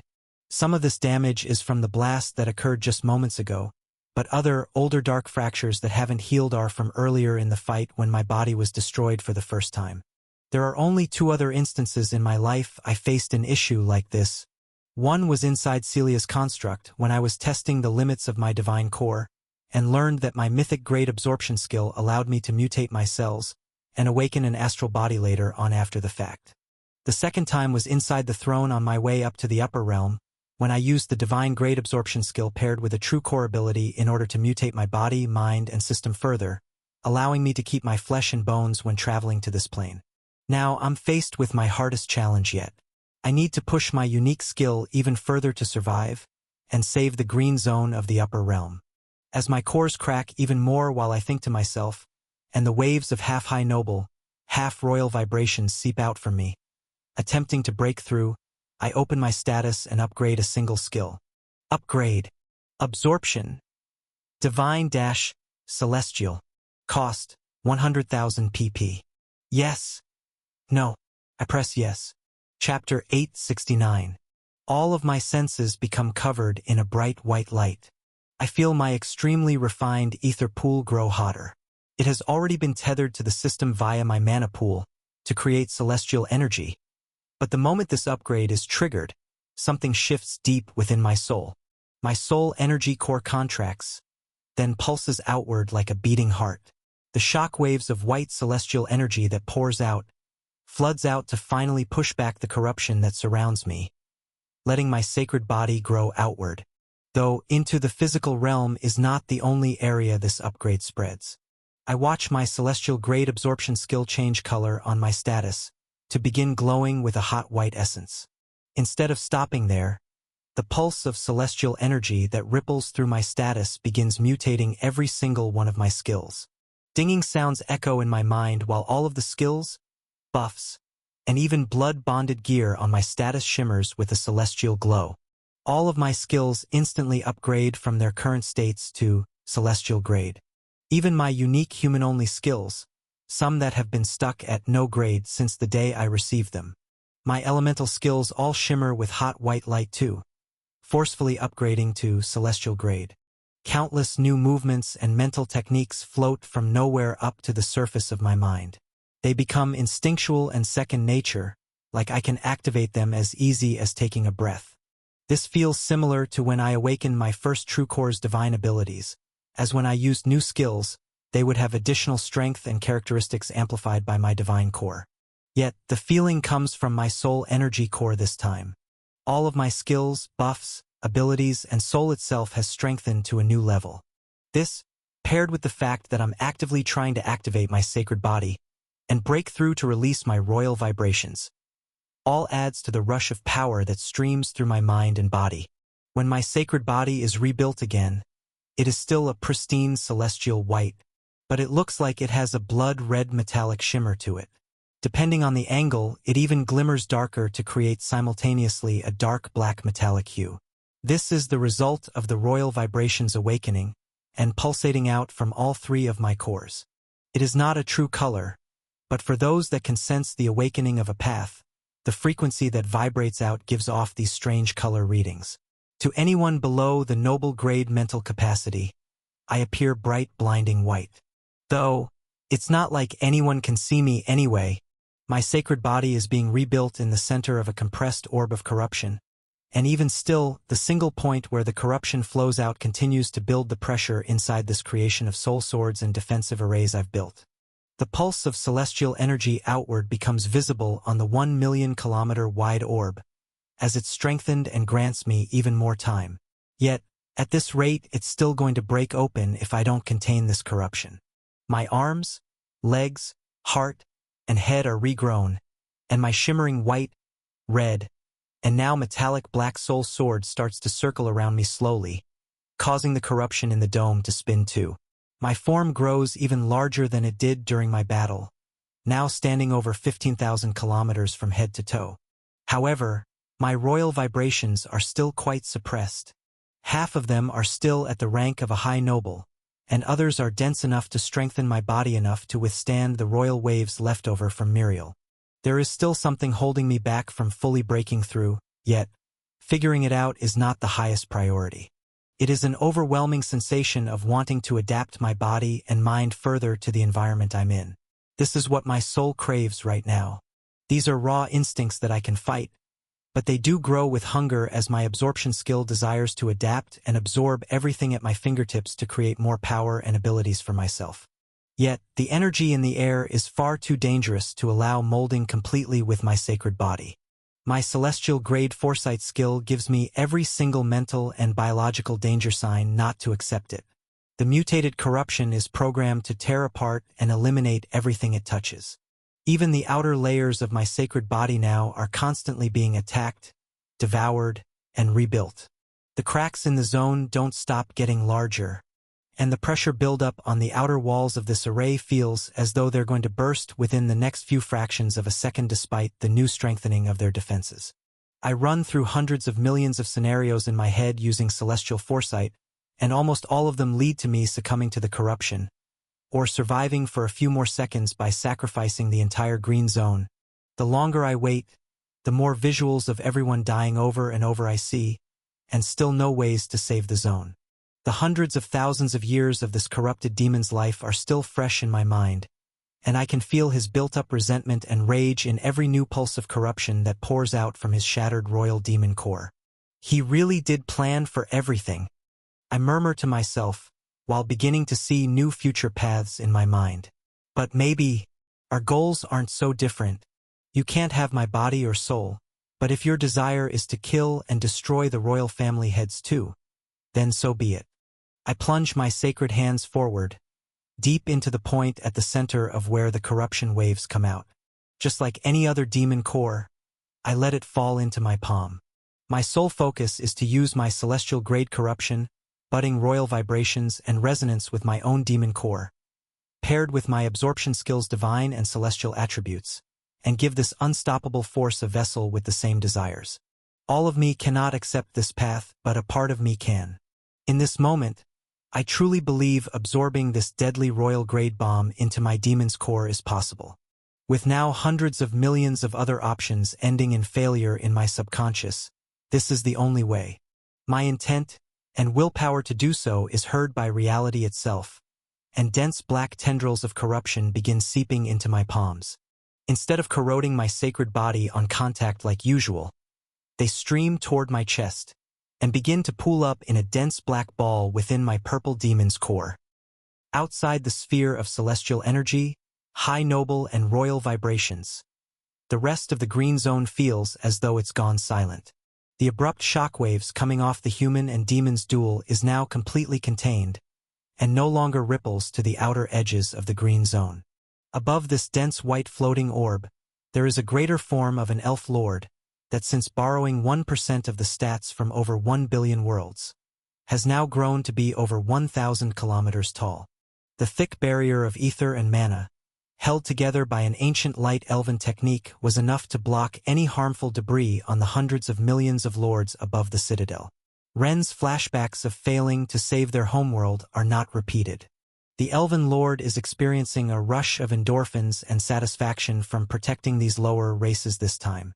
Yet, as soon as the shockwave passes, a wave of fatigue rushes through the white-haired lord's body, and the transition back to a dormant state begins to occur.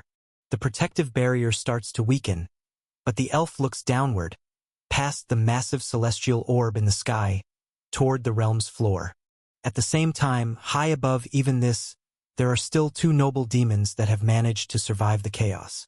They are both the strongest remaining noble demons left behind by the Morvale family. Yet both have activated their Cyan defensive arrays. While normally a life-saving item used in large-scale battles, they have both sealed their fates and created prisons for themselves.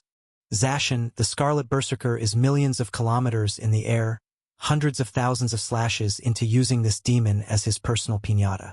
The scarlet aura around him only grows hotter and hotter as small heat waves of vibrations make their way through.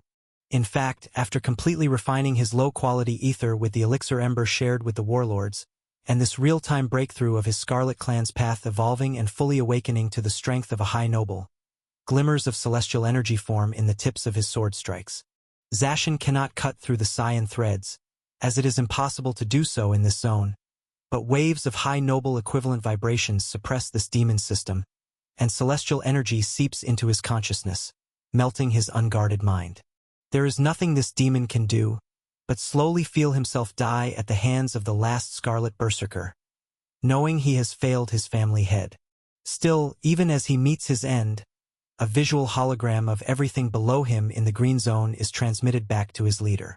The demon's mind goes black, and the Cyan array deactivates upon his death, allowing for Zacian to slice the Morvale demon into pieces and let out a satisfying roar high above the realm. At the same time, Ava uses the spark of celestial energy all of my generals shared during my rank up, and slams her hammer against the noble demon's chest. Waves of white energy ripple through the Cyan barrier, and it is pushed upward through the air. She doesn't stop at just one, and waves of warm aura surge out from her chest. It is her own path, one she inherited from a tomb back on her home world. Yet now, with 4% of over 1 billion world stats flowing through her, it finally is able to unveil its true power. The demon that was overpowered cannot believe what it is seeing, one of the lowest tier races, a goblin. Wielding such unfathomable power, celestial energy, and using an ancient path that hasn't been in the upper realm since the era of the elves. The readings from Ava are extremely confusing, as they're mixing and resonating with the path of a real elf far below. Yet, it too knows it's failed, and as its mind is battered and broken, all it can do is send these visuals and data readings back to its family head. Another explosion of white and green energy lights up the sky once it dies, and its Cyan barrier fades with it. Ava lands the final hit, and slowly releases the 4% of stats she's borrowing back to the Rising Emperor once they are no longer needed. The only eyewitness to this display is the griffin that managed to escape the Grand Citadel on its own before the explosion. Its eyes are wide, in disbelief at the total annihilation of the Vermilion family. One of the great royal families has just been toppled, and noble demons are being tossed around by lower races. This does not make sense. How can this be possible? It whispers, flapping its wings slower to stop flying upward, and takes in the vast open view of the green zone in silence. As these stats are added to the Rising Emperor's pool, they are added to the massive sacred celestial dragon now standing on the realm's floor. Below Ember, the remains of a dead demonic dragon are melted and burned to the rocky floor of Dead Worlds. Far off in the distance is the massive black structure that still holds the reactor that connects the zones of the upper realm. But Ember only smiles, looks up in the air at the massive floating sphere. The enormous celestial dragon deactivates the weak silver threads that kept him alive long enough for this battle to finish the way he needed it to. Ember's sacred body deactivates as well, and the celestial energy making it up all flows back into his soul. The black and red dragon shrinks back down to his hybrid form, then finally back to his 2-meter-tall, frail, red-haired human state. Ember falls over, lying on his back, taking one last look up at the massive ball of celestial light. He smiles even wider once he looks past it, to see a familiar elf, then closes his eyes to fall fast asleep at the very bottom of the lower realm. Chapter 870. On the far side of the green zone, a wyvern and human bonded pair still glow with blue and green light, radiating celestial energy, while they fly upward through the remains of a massive demonic high noble wyvern they have blown to bits. Their energies mix, and their vibrations bounce off each other. While separate in their individual nature, both now share essence from the other. Seraphel and Abby drop down, back toward the sea of corruption to witness the sight below. Not only are the remains of this demonic lightning wyvern falling from the sky, dropping into the sea of corruption making splashing waves, but an eye-opening sight can be seen on the coast. There are thousands of demonic monster corpses, orcs, ogres, and even the noble wyverns that fell from the sky before. Many of them have single holes through their chests, while others have X-shaped slash marks through their bodies. Ari and Raven, the ones responsible for this carnage, both stand at the far side of the sea's coast, surrounded by the strongest corpses, the Scarlet and Obsidian Berserkers. Red and black waves of energy vibrate off these piles of demonic flesh, along with the waves of infused noble vibrations from Cisco Vermilion. Waves of deep red aura seep into Raven's two swords, trailing from their shattered cores, and being eaten by these relic-class soul weapons, resonating with her own core and mutated path. Ari stands with his arms crossed at the edge of the sea as the waves of corruption crash onto the shore. However, his spirit hands travel on the ground behind him, like shadows with minds of their own. Each one lands on the fallen corpse of an Obsidian Berserker. He not only drained their bodies of demonic energy and their refined ether, but the inheritance of a dark elf's path resonates with the dark aura of an Obsidian Berserker. While absorbing the essence of these demonic beasts for their ether pools, his vibrations also increase in strength. The two black vibrations resonate like they have some history together, but those who could tell of this ancient past are long dead. Seraphel touches down on the dark black sea, 1,000 kilometers away, and instead of sinking in, ripples of celestial blue energy cover his footsteps, like he's walking on a rubber surface. Abby jumps off the wyvern's nose and touches down on the sea's waving surface as well, sending green ripples of light through it as she takes more steps forward. All four of these fighters sparkle with a celestial glow and smile as they know they have won their portion of the war. Yet, in the backs of their minds, spectate feeds still show chaos on the brink of being unleashed again. In fact, the massive glowing celestial orb where the Grand Citadel once stood isn't the only worry. There is still a war going on right outside of the Ellipsia Citadel. There were waves of the rising Emperor's high noble vibrations mid-battle to grant everyone in the Green Zone the opportunity to swear their loyalty. Many lords on the Ellipsia Citadel did so, while others watched the large-scale war taking place on live feeds all throughout the city in the sky. The army of freed demonic servants led by the warlords is still within the Citadel's ether surveillance range, and many workers from the Ogre Conglomeration and Orc District that are not fighters use the Citadel's surveillance systems to live-stream the event. However, just as the two armies began to clash, this wave from the rising Emperor took out over 90% of the enemy's troops. Or rather, broke them from their avatar's slave contracts. Thousands of trapped lords that worked under Cisco Vermilion for thousands of years instantly turn on their oppressors before the battle even starts. Only a few stay loyal and are teamed up on 20-1. The only true threats are the first-class demons that lead the charge. However, this was all planned for two. The enormous greater forms of a maroon-colored high orc in dark armor, sending waves of blood magic toward his enemy, and the bright blue lightning bolts of the ancient blue ogre are unmatched. These new freedom avatars allow the two warlords to finally tap into their ether pools without being limited by the preset commands and suppressing avatar limiters put on them by Andrus Vermilion. With their low-quality ether pools completely refined thanks to Ember's elixir, they too begin to sparkle with a light celestial glow. Each of them received small chunks of medium-quality ether from the rising Emperor before the war began. They utilized these to add to their pool and convert their essence into a deadly unique force. The first-class demons they fight may have the noble blood of their leader running through their veins from his transfusion ability, but this gap in raw path strength does not matter. They are young demons, less than 10,000 years old, brought to the upper realm under the new family head's rule. They have not seen war, and do not have the experience and battle IQ that these warlords bring to the table. Ellipsia witnesses a high orc and a blue ogre dominate the battlefield, and slowly tear these domineering demons limb from limb in the air.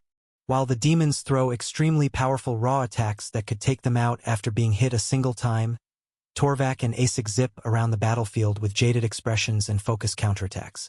Every lightning bolt and blood needle that attacks their opponents are infused with sparkling medium-quality ether, on the verge of becoming celestial energy. They are packed with dense waves of mental ether attacks. The physical damage does not look bad on the surface, but every small attack these two warlords land, the slower their enemies get, the more they lower their defenses, and the more reckless their melting minds become. To the citizens of Ellipsia, this war is over in seconds. The two demons are killed, blown to black, purple, and white bits high in the sky, while the army below celebrates their victory. The large mana and divine energy-rich greater forms of the warlords raise their axe and club in the air, and the citadel cheers as well. Whispering under his breath, Torvak turns to Asik. "Looks like we survived another one. That dragon did it again." The high orc chuckles and lets out a cough. "Yeah, I'm counting on this one being our last." Above all of this, out of range of Ellipsia, millions of kilometers up in the sky, Maria still faces the consequences of the end of her battle. After sharing the experience from her kill to the Rising Emperor, her level still rose a considerable amount, surpassing 70,000. It is not enough to rank up, but her mana and ether maturity has skyrocketed from that increase. The shockwaves from the destruction of this demon's demon core and divine core are quite negligible. The demonic energy is blasted outward, frozen into a rainbow celestial casing, sent flying out into the atmosphere. All of the divine energy in this demon's saturated true core is instantly absorbed into hers, and the dense ether is drained and absorbed as well. Every bit of ambient divine energy, ether, and mana in the surroundings for millions of kilometers, in fact, has all been drained into her soul energy core. The massive icy blue and rainbow-refracting angelic form in the sky continues to grow in size. Her shimmering long sword floats around her in circles, as her angel wings slowly flap and she flies higher. Her energy form even surpasses 1,000 kilometers in size and nears 1,500. It is made up of a pure soul energy base that has started to morph into an icy celestial form with the source resin sparkling through it. She is not growing stronger because she fears there is another enemy to face. Nor is she doing so on purpose to take advantage of all this energy in the atmosphere and grow stronger because it is a great opportunity to do so. It is a result of the wave of power that rippled through the realm from the Rising Emperor's battle, and even the mental images and emotions she's receiving now through the spectate feed. The Rising Emperor has grown exponentially stronger yet again. Her path awakening is one that is extremely closely tied to her desire to grow stronger and not be left behind. It is one that has been slowly developing every day, even since the moment she awakened her system. Her soul energy core that seems to defy the laws of nature, being able to hold more mass in a small area of space than physically possible, and simultaneously pour out extreme bursts of power that bring her abilities to higher and higher heights, is not as unpredictable and strange as it seems. It is the mental manifestation of the Rising Emperor's potential, at least in Maria's subconscious. She may not understand it herself entirely, but the mental realization of this new level of power, a high noble breaking through into the realm of royals, this reflects deeply into her soul. Her soul energy core contracts again, and pulses outward to release a wave of rainbow-colored ice. She cannot help it, her raw instincts are taking over. It sparkles with celestial energy, but is completely and entirely infused with the source resin from her soul sword. The vibrations that ripple off it are so powerful and uneven, they begin to make heads turn all over the green zone. Instantaneously, those below in the Ellipsia Citadel feel a wave of dangerous cold energy wash through them and stop their cheers.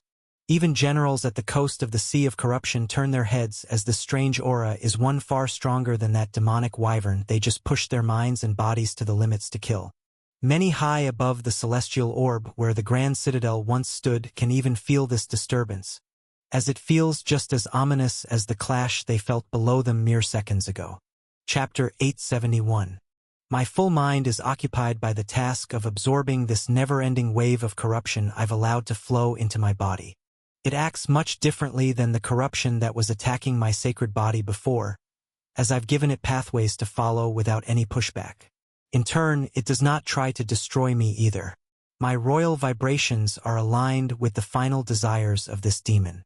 At least a portion of them. It is not only pure energy I'm absorbing, but this demon's will. It merges with my own, yet I'm able to separate it and contain the dark rage and hatred-filled energy inside the black demon core deep within my chest. Every single pulse of its energy triggers many of its old memories and thoughts surging through my mind. My soul energy core burns outward with bright white celestial light, and my high noble vibrations shift toward that of a royal that strives to create, protect, and build a better future to protect my generals, commanders, knights, and 1 billion worlds worth of citizens that have sworn their loyalty to me. Yet, the vibrations that evolve within my demon's core and merge with Miriel's embrace the path of destruction, revenge, hatred, and rage. Not only do I feel the resentment of the royals from Miriel himself, but they also align with a portion of my own feelings toward this race. Well, at least the ones that have sworn loyalty to the 5 great families. Starting with my first true interaction with a noble demon, Draco Vermilion. He looked at my home world as nothing but a mana farm and had a disgust toward lower races. Many times over he would comment on the fact that those close to me would be used as personal slaves as he drained the human world of its profitable energy. My next interaction with a noble demon was short, but it was with Andrus Vermilion. The hundreds of thousands of lords mining ether beneath the citadel in contracts created to only run out after these lesser lords would die was cruel as well. Not to mention the thousands of demonic servants he trapped within avatars, unable to move or think for themselves. Memories from the demonic beasts that guarded the entry point to the citadel also come to the forefront of my mind, as even after death, they are used as tools and tortured for being weaker than the demons. My visuals from Kelfer in the lower realm, and the war that took place above the sea of corruption show me that this has always happened. The strong will always suppress the weak, and perceive them as less valuable. It is the nature of demons, and the natural will of the 5 great families.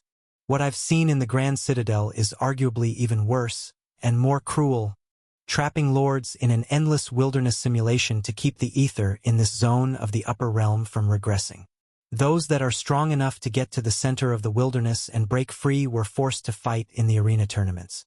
Those that lost or went broke gambling their ether were all turned into admins or demonic servants for the lord of this zone to do with as he pleased. However, for some reason, out of all the cruel power-hungry monsters and demons I've fought and killed in the past, I feel slightly bad for Miriel. If not subjected to hundreds of thousands of years of manipulation and labor for the greater good of his family that uses even their own kin as slaves and pawns, he would not have turned out this way.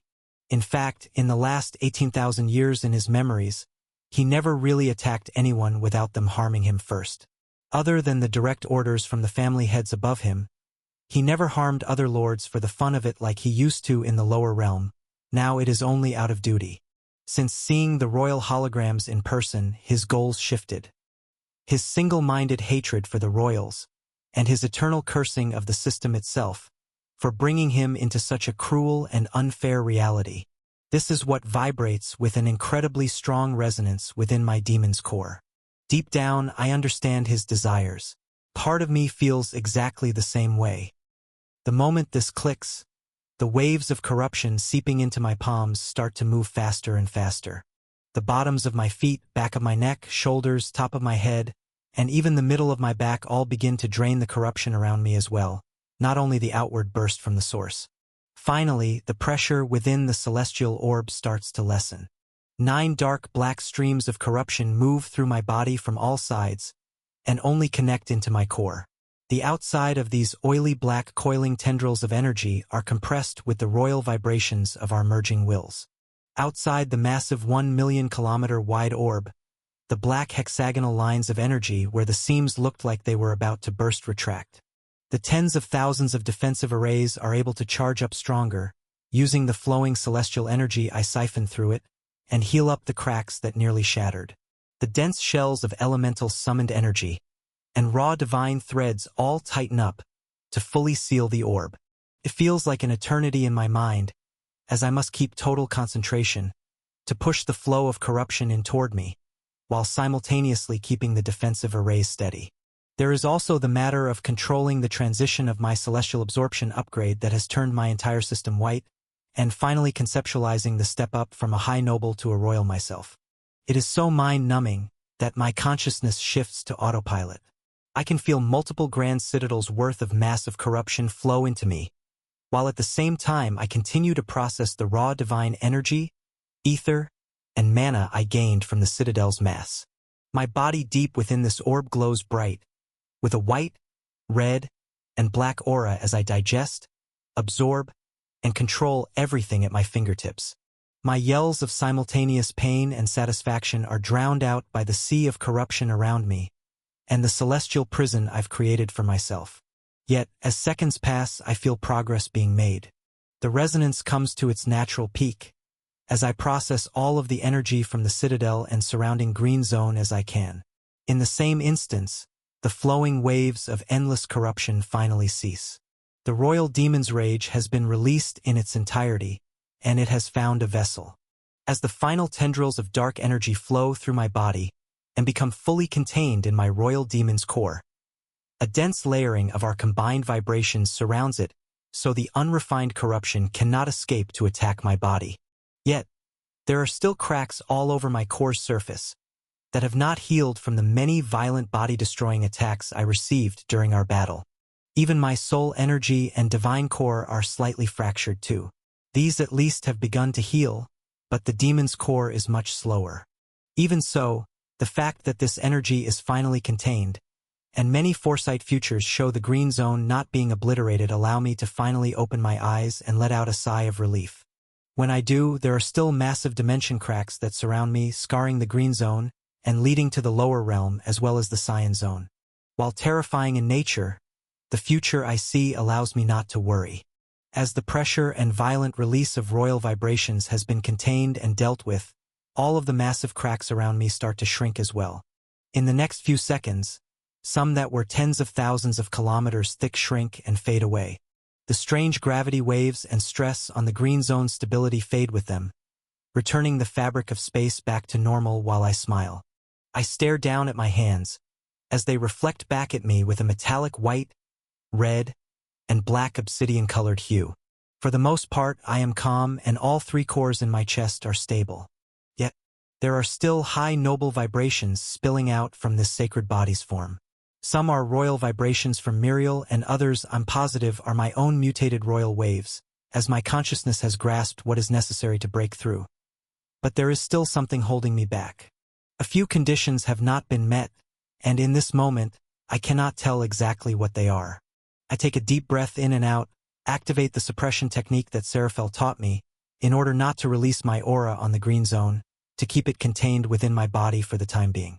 Then, I release the celestial barrier around me, letting the tens of thousands of defensive arrays on my soul sword copies dissolve, and the energy used from them flow back toward me to be absorbed. The moment I do, instead of a peaceful quiet zone celebrating our victory, reality hits me with horrific waves of cold vibrations I didn't think I would have to face so soon. My gaze shifts upward, and my enhanced vision can see exactly what the source of these waves are over 15 million kilometers away. Maria's angelic form is lighting up the sky with a rainbow, blue, and white light, pushing out a domineering pressure on the entire zone. As she continues to grow in size, I witness cracks in reality form all around her too, just like the ones I managed to suppress. Yet, hers are spreading much faster. There are dense cyan threads bursting out from most of them, as they only lead upward. Unlike the zone fracture Muriel caused, none of these cracks lead to the lower realm. They are fueled by celestial ice, glistening with the rainbow-refracting glow of the source resin from her sword. Even from here, I can feel the pressure and strength of her vibrations, and they are somehow nearly as strong as my own, and only increasing by the millisecond.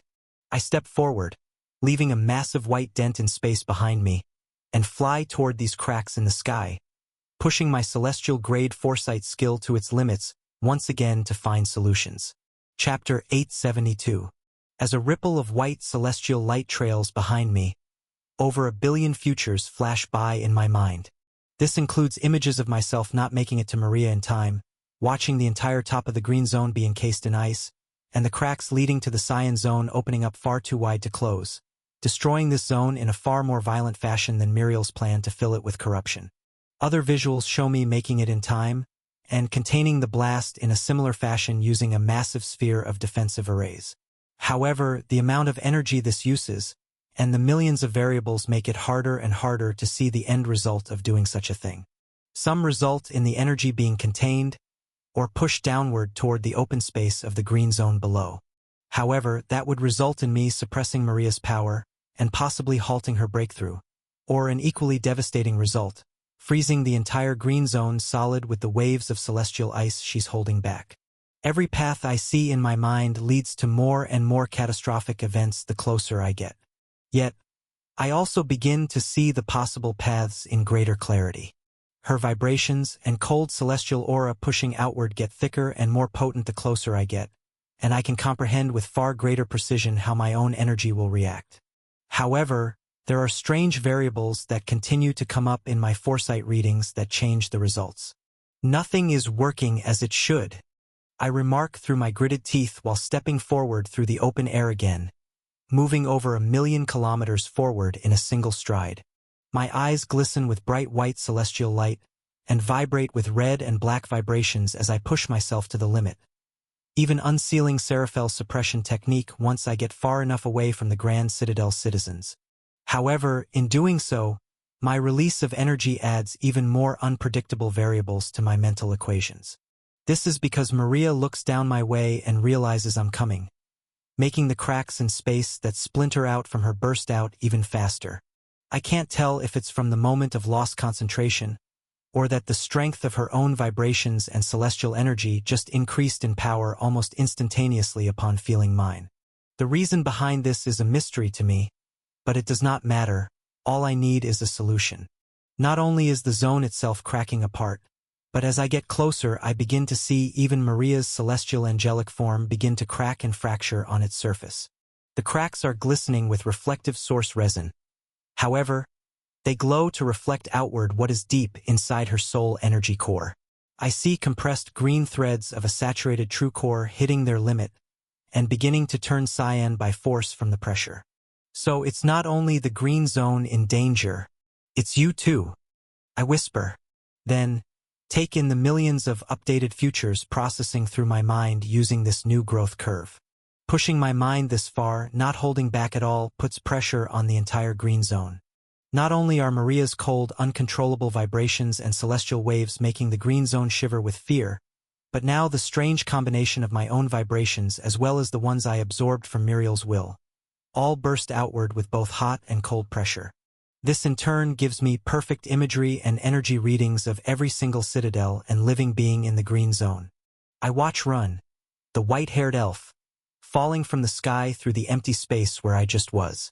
They are plummeting down through the clouds with a half-smile and half-distant dormant state expression on their face while falling directly down toward Ember, sleeping in his human form.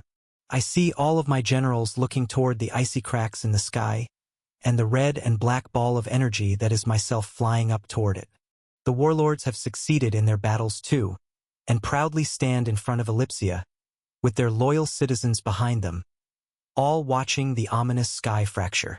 There are even streams of notifications that ripple into the back of my mind from the lower realm that are blaring in my consciousness, from the commanders and troops on the great belt of Brimia facing an imminent attack. So many lords, wars, and variables to keep track of. I need to focus, I murmur, then begin blocking them out of my mind one by one. First, those at the coast of the Sea of Corruption. They are the furthest away, and they have succeeded and can fend for themselves. This portion of my mind goes black. Next, Ava, Ren, and Ember. All of the enemies from that citadel have been dealt with, and Ember would not have gone into his resting state without knowing he would be protected. This portion of my mind goes black next. The Ellipsia Citadel has been saved by the warlords once again. They will be the closest to this impact, so I send a mental wave of energy down into its core. The full reset of the ether shielding arrays and automated surveillance system retriggers. It is the best I can do. Any extra precautions would lead to me not making it to Maria in time. This imagery goes black too. I then answer the calls of the lower realm with 3 fast messages and mental commands. 3 new administrator roles are submitted to the Rising Emperor's army. Current administrators, 4/5 slots filled. Ren, Bree, Elveron, Pluto, empty dash. The interface flashes in my mind, and the accessibility of 1% of borrowed stats each is distributed to these individuals.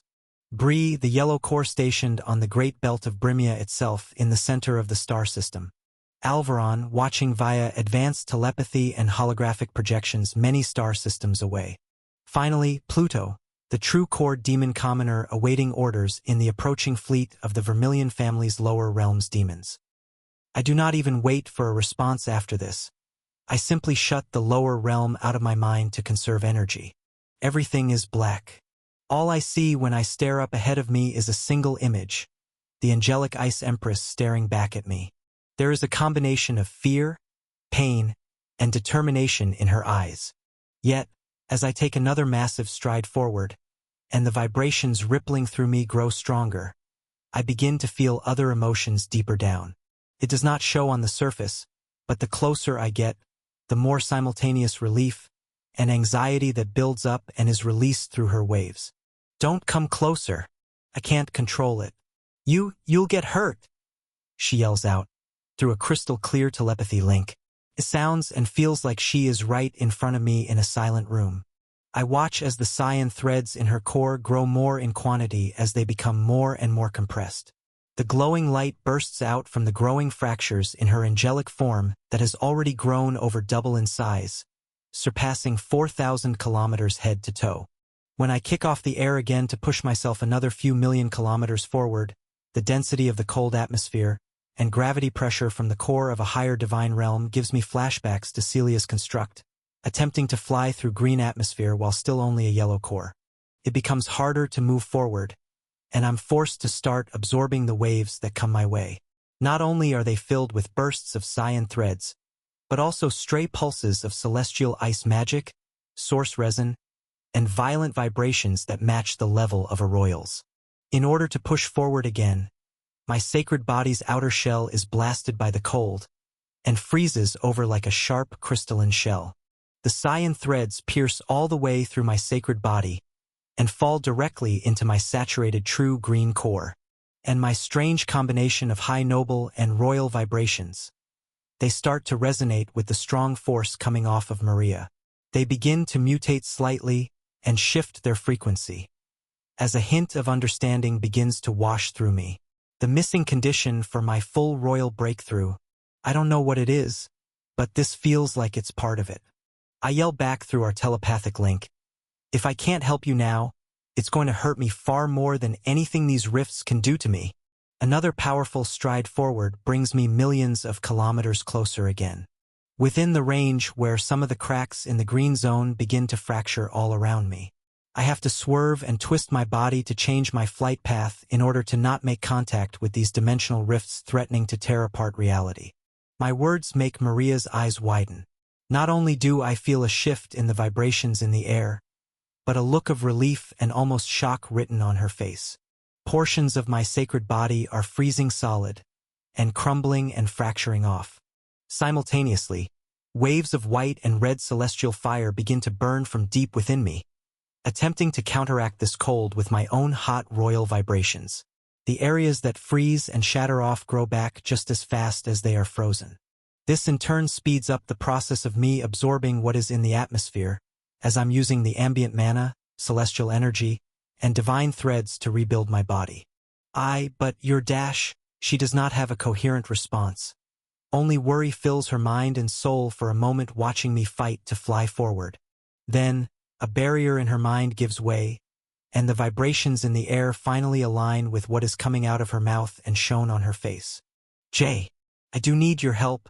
I just wanted to be as strong as you, to fight by your side, like we used to. This pushes her soul energy core to contract inward and pulse out again, pushing colder and colder waves out uncontrollably. This pushes her angelic body to grow even larger, close to 10,000 kilometers in size. It puts so much stress on her that the fractures all over her angelic form start to stack up in the tens of thousands. Bright bursts of cyan threads surge out from all the cracks, and it truly looks like her entire angelic energy form is about to destabilize, shatter, and explode. Chapter 873. Maria's cores, body, mind, and soul are at the brink of shattering. Everything is unstable and pushed way too far beyond its safe limits. The cracks that break out from her body force more and more cracks to form in the green zone itself, forcing open new fractures in space and making the distance between us seem even further away despite me moving closer. I see celestial teardrops fall from her eyes as a sea of rainbow icy aura has burst out from this core pulse, far more dangerous and cold than the waves I've been flying through. Yet I don't back down. It momentarily blocks my view, but I take another long stride forward through the air and dive headfirst into the waves of cold celestial ice, cyan divine threads, and source resin. At first, the cold pressure that surrounds me is overwhelming. It freezes my sacred body faster and with more intense cold than ever before. Instead of just fracturing shells on its surface that crumble and rebuild, it's plunging deep into my sacred muscles, bones, and blood. I feel that for a third time in this war today, that my body is being shattered and destroyed. As I get closer and closer to the source, the pressure does get more intense, but I'm simultaneously adapting to the cold. The celestial fire that rebuilds my sacred body grows stronger as it is repeatedly used and refined over and over. It makes my medium-quality ether pool hotter and begins its refinement process again. Just as I had to train my low-quality ether beneath Ellipsia in the exile zones, it seems that celestial energy is not the end result of the merging path between mana and ether. It can be refined further. While this allows for my fire to burn hotter and resist the cold, another mechanism is at play. The vibrations in the air that were entirely hostile before have shifted drastically. First, when Maria noticed it was me coming her way. Secondly, when she asked for help instead of trying to overcome this herself. And now, as I plunge into the cold celestial ice, within 1 million kilometers of her. Our presences are extremely close, and our paths' waves are both fighting and bouncing off each other, while other portions of them resonate and shift to align on the exact same frequency. The closer in I get, the more of these waves align. Yet, this point where I've plunged into the icy explosion of celestial and divine light is where all of my foresight futures halt. Every other future where I do not jump into this wave results in the zone itself being destroyed, or Maria being overcome by the massive power building up inside her. It pains me to even look at these futures, making my human heart hurt, not only my energy cores. The only possible path I can take to save her is through this wave, but there is no guaranteed future path to follow. I only have one shot at this. It feels like time slows down as my body fractures and is rebuilt by celestial fire over and over. More cyan threads flow out from Maria's aura and are absorbed into my own body, making my green core tint brighter and brighter and the closer I get. I burst through the densest part of this wave and fly forward through the thick space. Tens of thousands of deep and dense cracks fracture outward in all directions from this breathtaking angel in front of me, her shimmering icy sword orbiting around her, phasing through the cracks in space, but disrupting them every time it passes through. Cyan threads burst out from the cracks in space where her soul sword slowly orbits. It makes it extremely hard to move forward, as I zig and zag in strange patterns and directions. In some instances, I cannot fully avoid these dimensional cracks either.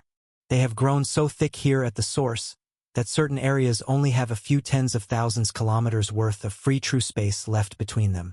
My own soul sword, red and black, orbits around me at the same rate. It collides with the edges of some of these rifts too, spraying dense cyan threads into the air, and only making my true core shine brighter as I absorb these threads that fill the air. I can't move. Maria's voice sounds in my mind again. I see so many cracks continuing to form all over her body and jut out into the atmosphere, making it harder and harder for me to find a path to fly through. Stolen Story. Please report. The flow of divine and celestial energy through these bends and tiers in space is completely illogical and mind-warping. Following these senses to move forward would be impossible. Gravity bends space and time all around me. It makes a short path forward seem like the logical and simple option, but one step in the wrong direction now will send me straight into one of these dense cyan and rainbow cracks. The energy flows and perception of right, left, up and down all become extremely strange. It makes my foresight skill completely useless, only giving me headaches when I try to activate it. Especially looking into the cyan rifts, as the amount of energy behind them in a tiny area is similar to the mass of this entire green zone. Trying to understand what is behind them, or where they even lead, is truly impossible at my current mental state. So, I close my eyes, and only follow my royal vibrations that resonate with Maria's. Dead space or distorted frequencies mean danger. Perfect resonance means I'm able to step forward and push through. Just hold on. A little longer. I call back through our link. Everything in my mind is black. I've blocked out the entire green zone and lower realm, and now, I can't even trust my eyes or senses in the small portion of space I fly through. All I see is a dark mental manifestation of the cracks and fractures through reality in my mind. They sparkle with glistening celestial source resin on their edges, and the space between them shows up like dark black rippling puddles. The more violent the splashing space in between the cracks are, the more my vibrations with Maria's are having trouble connecting. Only the spaces between cracks where the puddle of darkness is calm and smooth. This is where I step through the air and fly the final 1,000,000 kilometers toward her. Feels like I am in a dream. The closer I get, the brighter the outside of a glistening angel in my blacked-out mind becomes. It feels both extremely cold, while simultaneously, my own body becomes increasingly hotter the closer I get, allowing for the differences to perfectly cancel each other out. Neither of us speak another word, but it feels like we are having 1,000,000 conversations through this mental dance in the dark. The cracks in space get larger and larger, but it is impossible for me to notice. It all seems the same to me because I need to get to the end goal no matter what. There is no other option. The final 100,000 kilometers are the most impossible series of steps, twists and body mutations, but again, it all just feels like the same dance to me. Where our vibrations align, I move toward it, not questioning a thing. It is the most intense, yet satisfying form of mental meditation to solve a complex problem I've ever experienced. My body follows my feelings, with full trust in the vibrations that give me a path to fly through. It all comes to a halt once my hands wrap around the back of a cold, curved waist, and the explosion of ice and fire bursts through my body, mind, and soul. I open my eyes to see a bright blue pair staring back at me. Cold hands wrap around my back and pull me closer while I pull her in toward me with equal force. My noble vibrations begin to fade away, and my royal vibrations become strengthened more and more, resonating with a stronger purpose. They are on the brink of breaking through entirely. Maria's angelic form is completely shattered. The only thing holding it together right now is the fact that our vibrations are in sync, and the bits of sparkling source resin at all of the fractured seams. With my chest against hers, even our divine energy and celestial energy flows start to mix. My core has fully absorbed enough cyan threads to shift its color. Fractures break all over my sacred body too. The release of cyan threads and intense royal waves force the green zone of the upper realm to crack and fracture, breaking out even more rifts upward into the cyan zone just like Maria's energy release have caused. All of the pathways of free, unaltered space where I made it through are now filled with rifts and bending space. There is no turning back. Escape is not an option for either of us. I cannot see the future, yet I stay calm. You have definitely become strong, Maria. This is not your fault, it is equally mine. For leaving the lower realm without you. It will never happen again. Do you trust me? I speak out loud, rather than through our links. The horrific pain from the dozens of dimensional cracks breaking apart my sacred body almost make my mind go dark to shield my consciousness from the pain. So seeing tens of thousands all over Maria's makes her ability to reply even more impressive. Yes, I trust only you. I just didn't know how or when to tell you. But if I'm going to die here, I need you to know how I feel. I feel her squeeze me even tighter. The coldness of her angelic celestial body flows through me, but it does not freeze or shatter my sacred body. It feels warm and rejuvenating. I only see the beautiful woman deep down inside this celestial energy form, the warrior that left me speechless upon her arrival to the upper realm, the woman that left the association and fought by my side in the dark continent on the human world, and defended our empire when I left. The cheerful young blonde-haired blue-eyed hunter that lived next door to me when I was an E-class hunter, giving me a reason to go out and fight every day. I trust you too, and I should have told you sooner, but this isn't the end. We can make it out of this alive. I bring one of my hands up her back and over her shoulder to hold her chin. Our soul swords circle around both of us, like we are one center of gravity. They break apart more and more fractures in space, bending reality around us, making it seem as though we are trapped in a vacuum. There is no sound, no temperature, no gravity. There is nothing at all but an angel staring up at me. I know how you feel, and I feel the same. Echoes in the silence. I lean down and kiss Maria on the lips. Our vibrations resonate even stronger, and I feel the shattered pieces of her angelic body hold together strong enough for her to kiss me back. Our soul swords spin around us even faster, and the bright white and cyan tears in reality all blend together around us from every side. All sense of doubt and fear dissipates from my mind in this moment, and so do the final waves of high noble vibrations. A surge of pure royal vibrations envelopes both of us. We both use this wave of energy to move upward into the brightest source of the dense cyan cracks above us. This reaction cannot be stopped, and the green zone cannot withstand the pressure. The only way to survive is to move up into the cyan zone of the upper realm. Chapter 874. The sky of the green zone flashes with a burst of white, blue, and red light so bright that every lord beneath it is blinded by the intensity. The deep cyan cracks spread over the sky, and the entire zone, from its top to bottom, is enveloped in cold and hot royal vibrations. The remaining citadel shake violently, and even the bottom of the realm trembles. It feels like reality is breaking, forcing strange gravity waves throughout the air. Yet, once the explosion of overwhelming bright light in the sky flashes and dissipates, so do the spreading cracks that tear apart the sky. The citadels stop shaking, and the realm floor settles. The air is silent, and there are no more vibrations rippling through the green zone. In fact, the cracks in the sky all begin to retract, as there are no longer pressure points stressing out the fabric of reality. In a matter of seconds, the sky returns to a flawless green hue. There are no longer two massive celestial bodies threatening to destroy the zone.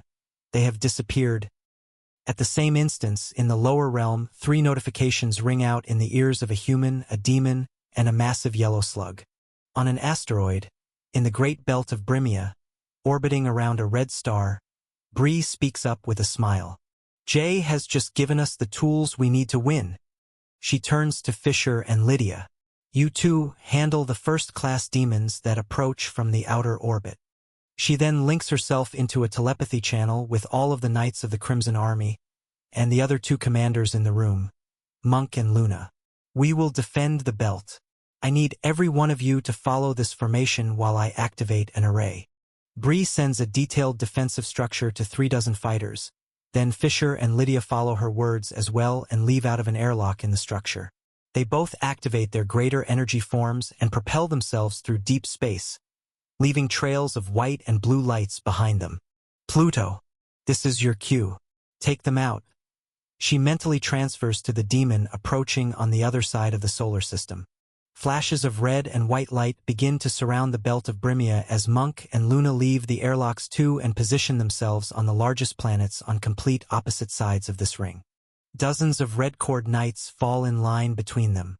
Then, Bree exits last, raising her hands in the air with nothing but deep space around her. She pulls a full 1% of stats and activates a bright shimmering white mass of light energy. With over 1 billion worlds worth of stats flowing through her system, her aura envelopes the entire ring and surrounds the red star at the center of this system. She activates her illusion magic, and instantly the solar system goes dark. A veil of light magic surrounds the citizens and traveling traders, in the tens of millions, on these planets and asteroids. From the inside, it appears as though only a shimmering white sparkling light covers the sky. Yet, from outside, it appears as though this entire civilization has disappeared, and only empty space is left in its place.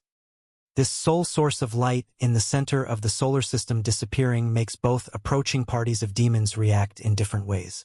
The fleet of vermilion demons, containing hundreds of yellow cores and thousands of orange and red, begins to send reports through their transportation vessels.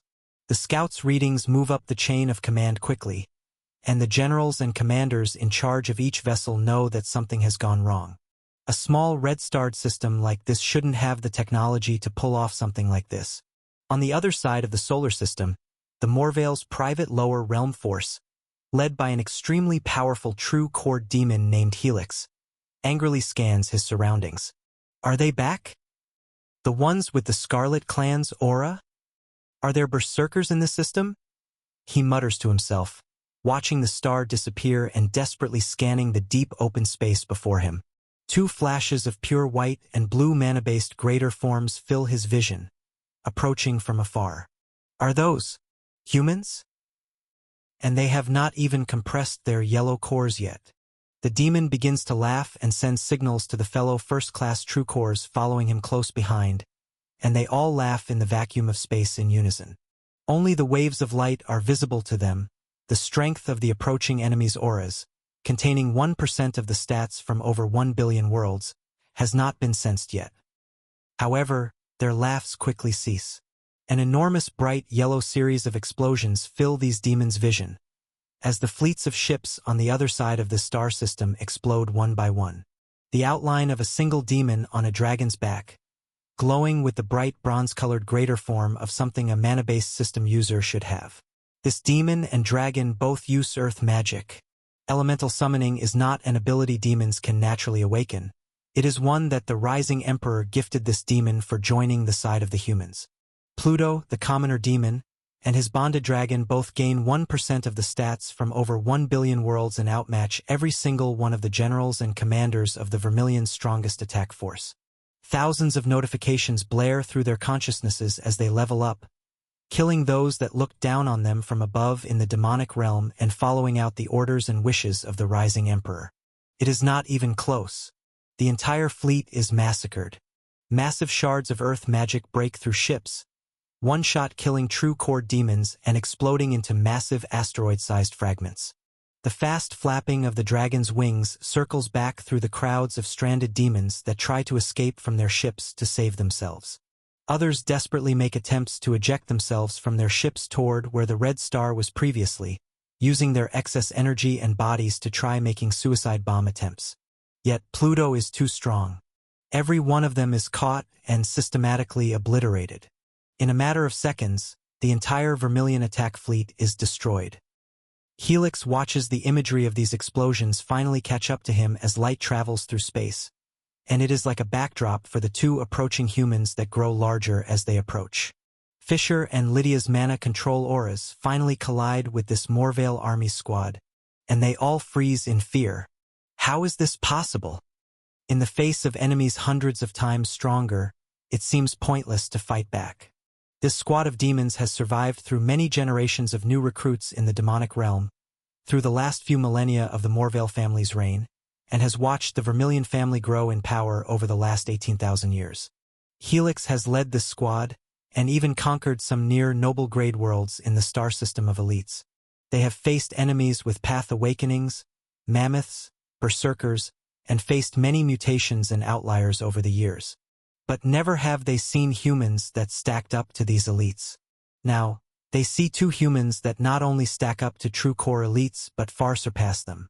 The amount of mana control and raw power coming out from these two figures is unfathomable for a being in the lower realm to possess.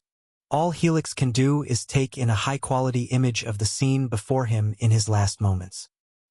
He watches countless manifestations of dark blue water serpents and icy white tigers come surging out from these two human swords. The first-class demons around him are frozen and stabbed through the cores by these sword slashes and waves of energy. The mana control alone, as it increases as they come closer, pushes out waves of intimidation so strong, they cannot even stay conscious long enough to witness their own deaths. Helix manages to send this data of the entire battlefield of the Belt of Brimia's system up to his family head. An explosion of water and ice explodes through space, while level-up notifications blare out in these two commanders' minds.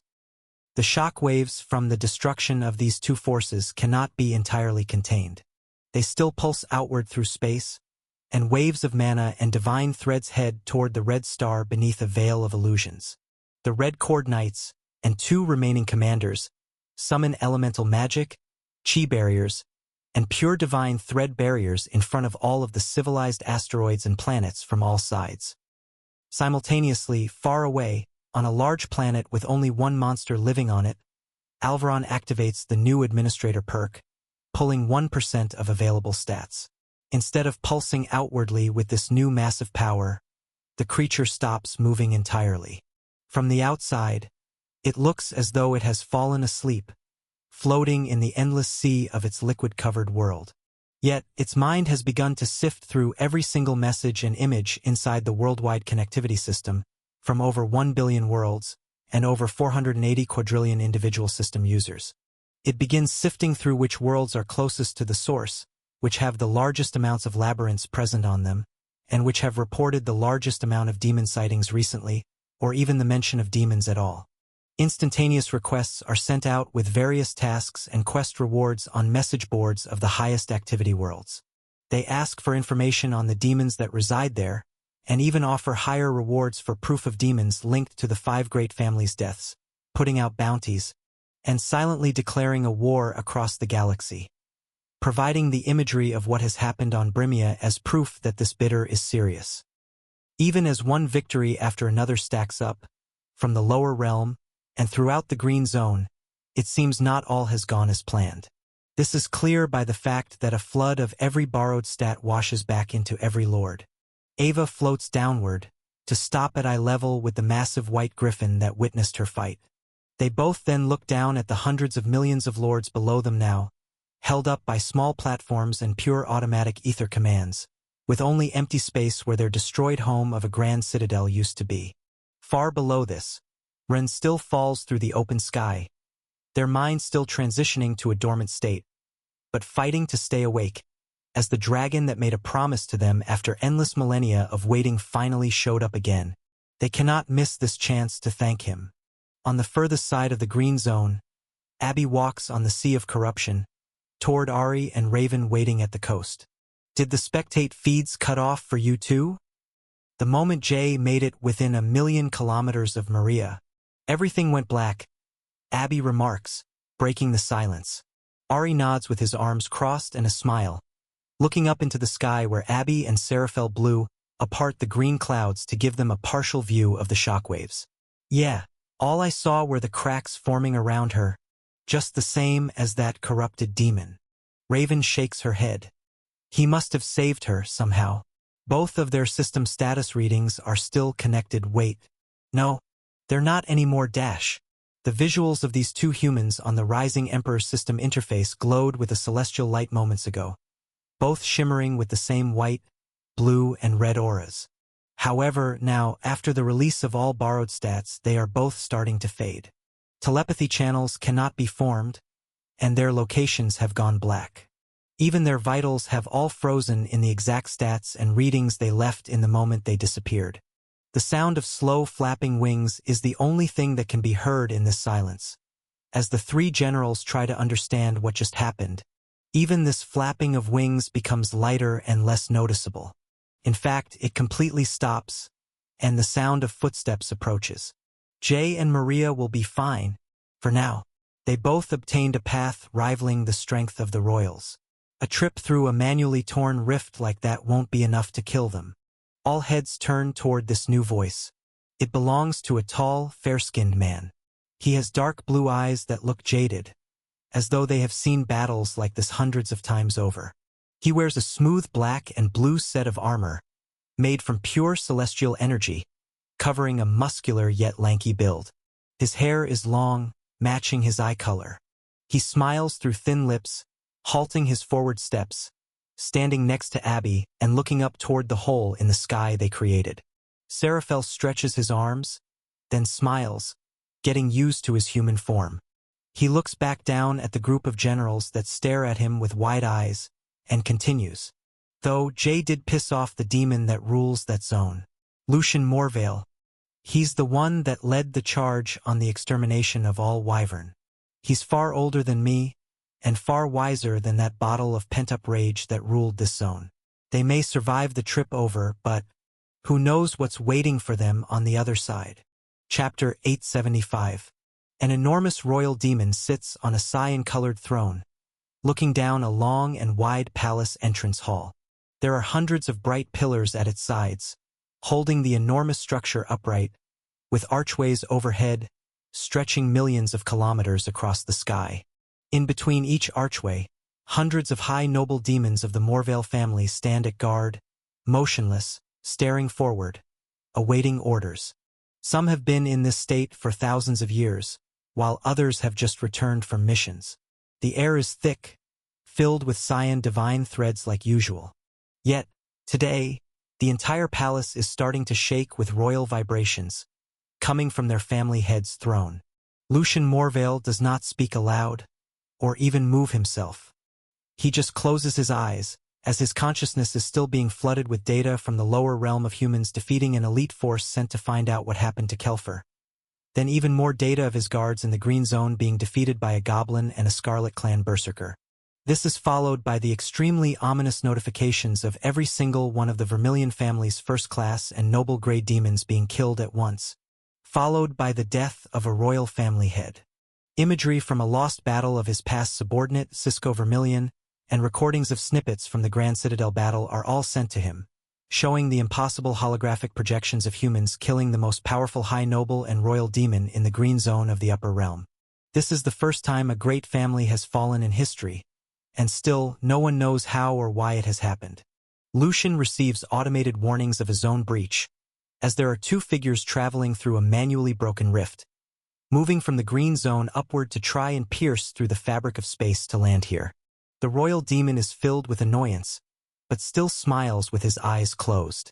Whoever you are far too young, and genetically limited to be playing games with me. He then lifts a hand in the air, covered in dense layers of celestial energy, that trigger machine-like commands all over this cyan palace. Waves of celestial light ripple through the archways, ceiling, and flooring, and ripple outward to the rest of the zone, mostly directed toward these new visitors. Next, Lucian activates his mental telepathy channel, that plunges his mind into a dark black void, connecting all of the family heads of the upper realm in one place. There is already the dark blue manifestation of the Vanguard's family head staring down at him. This demon wears a suit of armor that covers his face, but the vibrations that ripple through the dark void clearly tell that he is dissatisfied. A faint purple glow is visible above this demon for a moment, but it flickers and disappears. There is only silence, and Lucian speaks. I take it you have all received the news of Muriel's fall. I come with updates. It was a pair of humans, and they have managed to breach into the Cyan Zone. Yet I have taken care of the problem. I would like to request a 1,000-year wave from the Overseer. That time will be sufficient enough to have them perish in the ravine. There is only silence for a moment, and the waves of dissatisfaction grow stronger and stronger from the dark blue demon. The imagery of many dark heads behind him starts to glow with white celestial light for a moment, but the Vanguard nods. This plan is reasonable. I will send in a request to the Imperials. In an instant, his entire hologram disappears. Lucian is left floating in the black void of his mind, waiting for a response.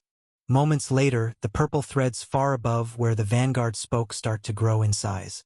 The imagery of strange white humanoid figures fly about, surrounding the high-definition hologram of a bright true purple core demon, the family head of the Imperials. He looks down, then up toward where a small silver sparkle of light manifests at the apex of this mental void, then back down at Lucian. Your request has been granted, Lucian. The Overseer would like you to prepare for the ceiling while you wait.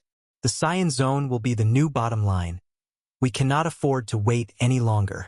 The purple demon's figure disappears just as fast as it came, and Lucian is left in darkness. He opens his eyes to look out over his enormous palace and begins to feel the ground shake. It is a shame. Muriel, you were one of my favorite experiments, but in the end you were a failure like all the others. He sighs and looks far out into the Cyan Zone to watch a realm wave begin to bend reality and come his way on the horizon. At the same time, in the Green Zone, the generals all turn their shocked looks away from Seraphel's reveal of his human form, as there is an even greater pressing issue at hand. The ground starts to rumble again, and the shoreline of the Sea of Corruption starts to ripple and crash with waves. This is a sensation the three generals have not felt before, but the blue-eyed wyvern knows it very well. As reality begins to bend, and a storm of strange energy starts to flow through them all, he yells out, "Brace yourself! Incoming realm wave!"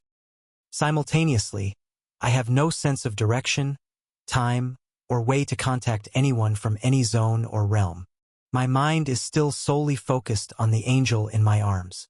Everything around us has turned into a bright cyan storm of energy. Gravity bends and distorts space from every side. The pressure on my back feels like the entire weight of the Green Zone is pressing into it, but from millions of points, many times over, as every single cyan thread is so dense and tightly packed in this crack between realms.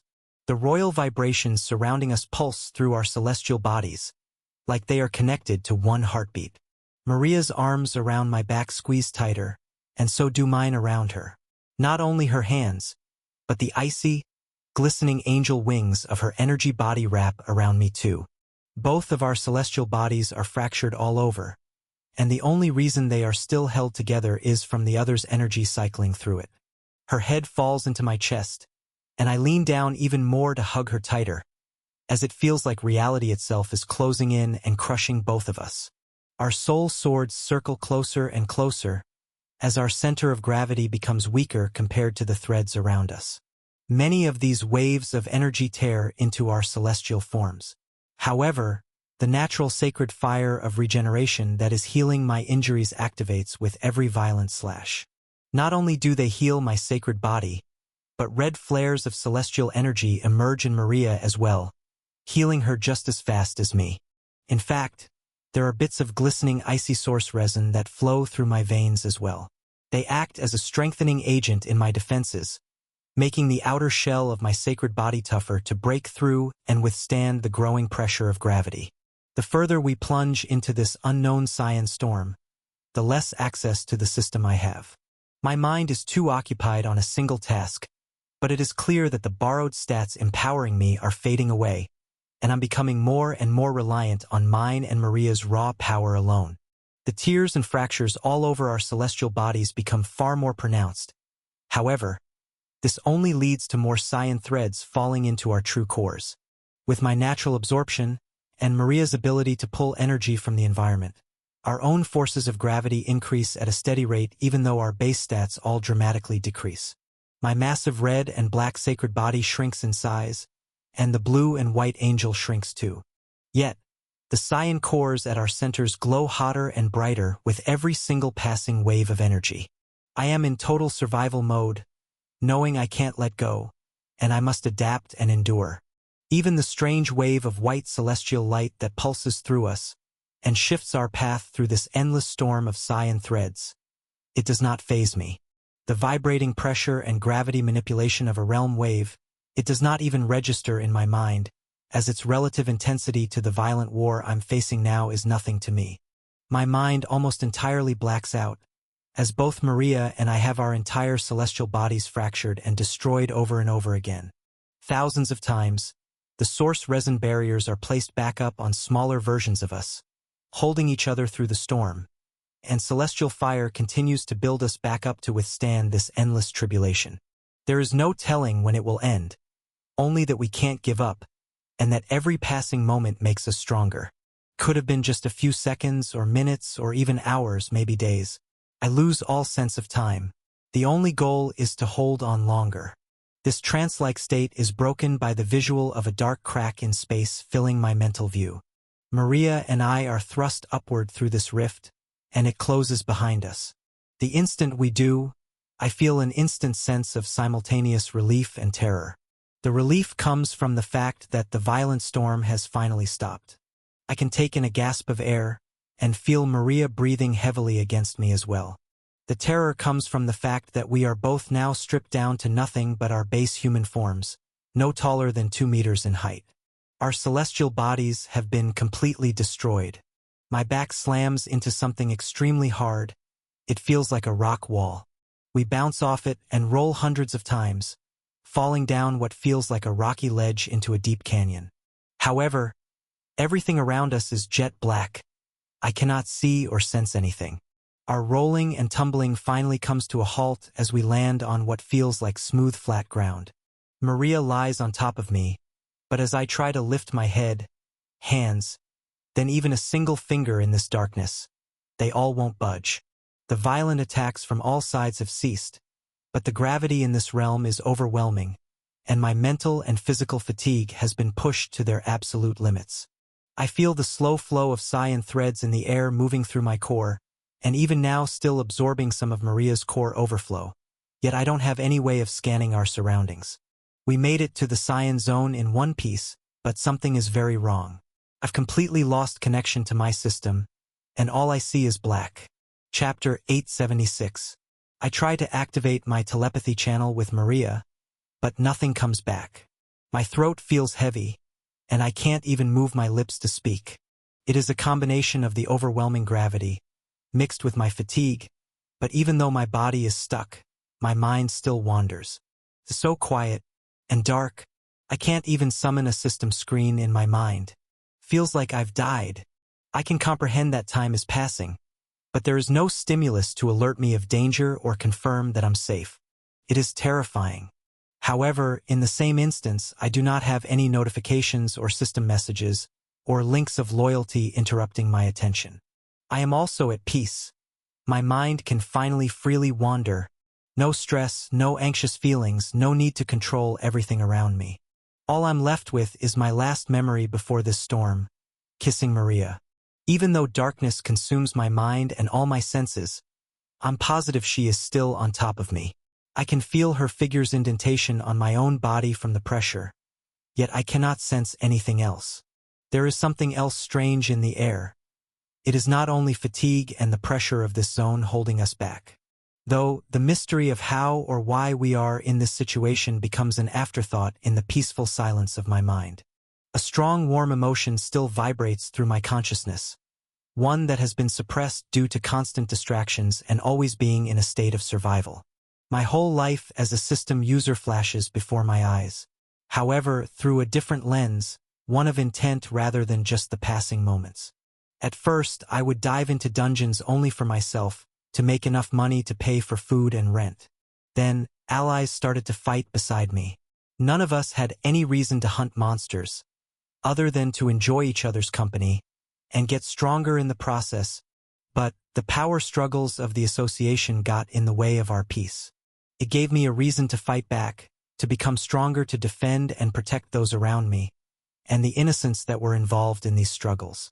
Since that day, there has always been a bigger enemy. Those that controlled the association, the demon that threatened to enslave my home world, and now a demonic hierarchy that dares to rule this entire galaxy. Yet, I've put myself at the center of it all again. Why? What am I doing here? Who am I? When I reminisce on the memories and the words of these demons, dragons, and monsters, they all talk of endless wars in the past. Over and over, many of them taking control of the upper realm, others dominating large areas of the lower realm, races suppressing others to climb to the top. But why? What is it all for? Won't their victory just result in a repetition of the past? The strong suppressing the weak, and using every resource they can to stay the strongest. Yet, the only way for the weak to break their shackles of suppression is to rise up and take the crown from the strongest. The only way to stay in power again would be to repeat the actions of the old rulers. That is what all of these monsters do. All of these demons that call themselves family, yet they share hatred for each other, and will backstab one another to climb the ranks at any chance they can get. If I ever become the strongest, will I become like them? I don't think I would, but given enough time, there will always be another force in this galaxy that believes what I'm doing is wrong. So, what is it that I'm even doing? And why? Why would I be different than any of these beasts? What is the true reason I want to become the strongest? Why? Am I the rising emperor?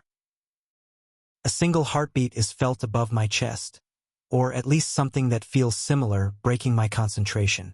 It is not from me, but from Maria. Enjoying the story? Show your support by reading it on the official site.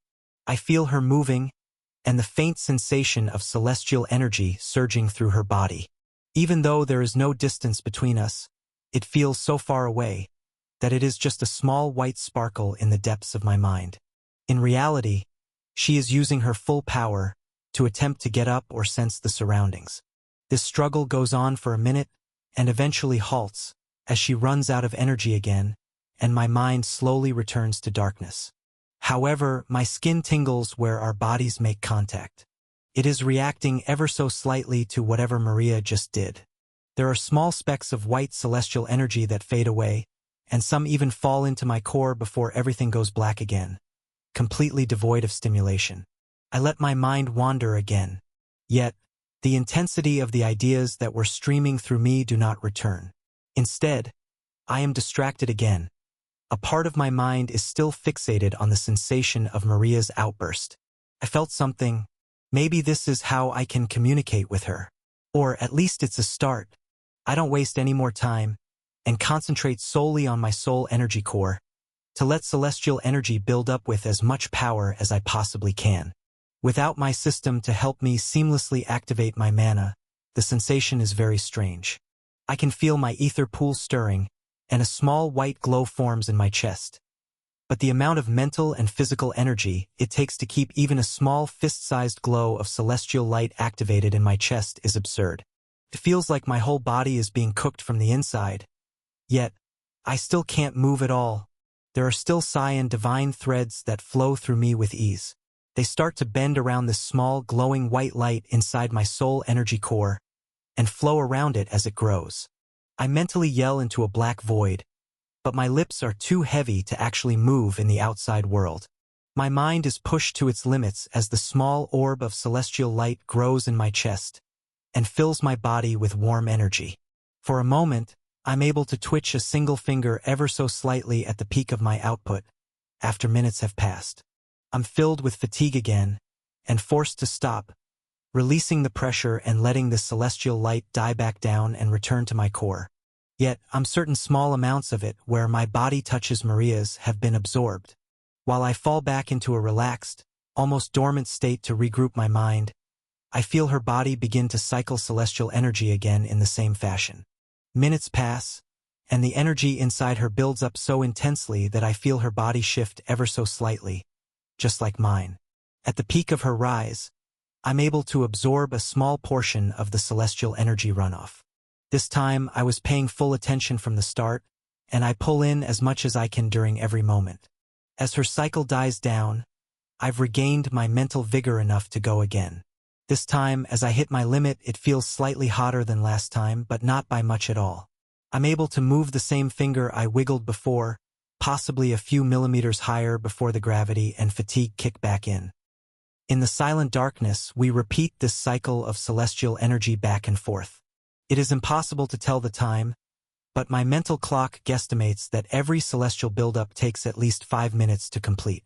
When 10 full cycles each pass, I can only assume it's already been around 2 hours. Yet, the only progress I feel is my ability to finally move 2 fingers at once. The shifting movement that Maria makes at the end of her cycles becomes more prominent as well. I even feel her adjust her head a full centimeter after 1 cycle. The amount of celestial energy that seeps through our skin into each other gradually increases too, and it feels as though it's becoming hotter and hotter. The same energy is being cycled through our soul energy cores and refined under immense pressure. While the progress is slow, and the result of doing such a thing has no guaranteed outcome, There is no other way to communicate in this black void. Not only are we working toward a way to become strong enough to face this new environment, but it is a way to reassure the other that we are still alive and fighting. Over 100 cycles each pass. It is what I imagine must be nearly an entire day. Only 4 fingers on my hand can move at once, and a few centimeters up and down max. Though, the most intense change I feel is not my ability to move my body. It is the shift in quality of the celestial energy that cycles through my core. It does not stop getting hotter and more refined. With every cycle through my core, it is tinted slightly red and gives aspects of celestial fire. But when it is cycled and refined through Maria's core to return to me, the fire has been tamed, and the icy source resin becomes part of this energy. While the base of the celestial energy is still a pure ether and raw mana, the fact that it is merging with fire and ice, and forcing us to refine the ether down to purify it for use in our own elements, seems to be speeding up the process very quickly. If I were to only cycle this celestial energy within my own core, it would not be anywhere near as difficult, as I would not have to refine out a foreign substance. Every cycle, however, this icy energy becomes less foreign. The fact that I'm even able to channel this energy through my own soul energy core in the first place is because our celestial bodies mixed energies on the way through the rift to this zone in the first place. It happened when our royal vibrations were consolidated at the same exact instance, creating a resonance with strange properties, almost like a weak soul bond. Without this, my body would be rejecting every stray particle that is not useful. Now, instead, it is consolidating further, and is beginning to become a part of me. Not only do I feel this hot white energy at the surface where our bodies touch, but I start to feel it as it is cycled through as well. My ether senses are finally beginning to expand. I can feel outward about half a meter around me at the peak of my cycles, but all there is around me is open air. Below me, a flat black slab of rock, and above me, Maria. The true use for this sense is getting a far more accurate read on the energy flows. We naturally start to concentrate where we push the celestial energy, through the closest points to our cores, through the center of our chests. In turn, far more energy is passed through each time. I can watch the flow, as it moves through her body, and disappears into her soul energy core. For the first time, I finally see inside that endless cold black core of darkness. The outer edges finally appear in my mind, and they vibrate with vibrations at a strength equal to my own. I see her true Cyan core still resting inside her soul energy core, but in a layered state. Similar to the stacking of zones in the upper realm, they are in the same area of space, but do not touch or interact. The celestial energy flows past her divine core without making any bends or waves like mine does. I can see the beginning of her soul energy core's cycle as well, however, at its very center there is still a black point that escapes my senses. No matter how far I push my mind, my senses are all pushed away, like the secret at its center is invisible, or like it doesn't want to be found. When the cycles of celestial energy come back into me, I feel Maria's mind probing my body as well. Her ether senses wash through my Cyan true core, and watch the celestial energy flood into my soul energy core to be processed, refined, and cycled back. Yet, her ether senses bend around my demon's core. There is an incredibly strong barrier that surrounds it, made from the combined royal vibrations of Miriel, and a part of my will, trapping it from releasing the corruption outward. To Maria's ether senses, this too just appears as a black void, invisible, and unable to be seen or properly detected. Chapter 877. Another 500 celestial energy cycles each pass. I can move all of my fingers at once, and even shift my whole hands. My back muscles against the hard ground are able to flex and shift. My abs and pecs feel strong, now able to contract and withstand the weight on top of me. I can bend my legs and move my feet to grip against the hard black rock ground. Maria is able to move with even more ease than I can. She has managed to lift herself up off me multiple times before falling back down to continue the next cycle. It's been multiple days in this abyss. Simultaneously, it feels like an eternity of total darkness has consumed my mind, while also no time at all has passed. This is like a state of mental meditation. I may be pushing my body and mind to the limits each cycle, but it is not only painful. It is satisfying as well. I'm repeating the same exact motion over and over with only a single task, to repeat it, and to repeat it better than last time. My lips, mouth, and throat have become strong enough when celestial energy is rushing through them to call out into the darkness. Yet each time I try, not a single word comes out. Even in my own ears, I cannot hear what I say. I watch Maria try to call back multiple times, but her words are consumed by the void around us. It is a strange phenomenon. I cannot understand it. All of my blood-bonded armor, and even Celia's ring on my finger, they are all dark black. No energy runs through them. I can feel that they are all in pristine condition, but they are as dead and disconnected as stone. The system that allowed me to empower them has disappeared from my mind, and I don't know why or where it has gone. Even my soul sword has disappeared. I know its energy form was destroyed alongside my sacred body while traveling through the rift. There are even faded memories of both mine and Maria's swords orbiting around us closer and closer as we traveled through. Yet, the last I remember of them is orbiting so close, it was like they were touching our bodies. Then we were plunged into darkness. Unlike all of my other dormant gear, I feel that my soul sword has not left its bond with me. It is still here with me, but not in a physical state. This is quite the confusing mental problem, but my main focus is increasing my ether sense to see what is around me, and celestial energy strength so I can actually move around freely. With each passing cycle, I feel my area of vision expanding ever so slightly, as well as its depth. Watching the celestial energy move through both mine and Maria's entire bodies has become far more of a second nature, and a soothing experience. Small adjustments are made each time, as both of us try to refine the energy in slightly different ways, and attempt to move larger parts of our bodies or push our perception to further limits, into each other and also out into the environment. No real words can be spoken to each other, but we are having an extremely slow and intimate conversation as time passes in this void. It feels like abstract concepts and emotions I cannot put into words are being heard, and echoed back with answers or even greater replies to make me reflect on them further. It takes another 500 cycles each for us to move enough to finally sit up off the ground. Our hands move together, to stay clasped, as Maria rolls off me, and we sit back to back. These movements take over 10 full cycles to complete, using the intensity at the top of the cycles where the most celestial energy runs through our veins to move. Our points where we cycle this energy even shift, pushing red and blue energy through our palms, then shifting the transfer point to the center of our backs, then even the back of our heads as they rest against each other. Both of us breathe heavily even many cycles after from the shift in position. The only way I can tell is her heartbeat's heightened rhythm and the rise and fall of her body. It isn't hot or cold in this dark abyss, nor is there any moisture in the air, but there is sweat coming off of our skin.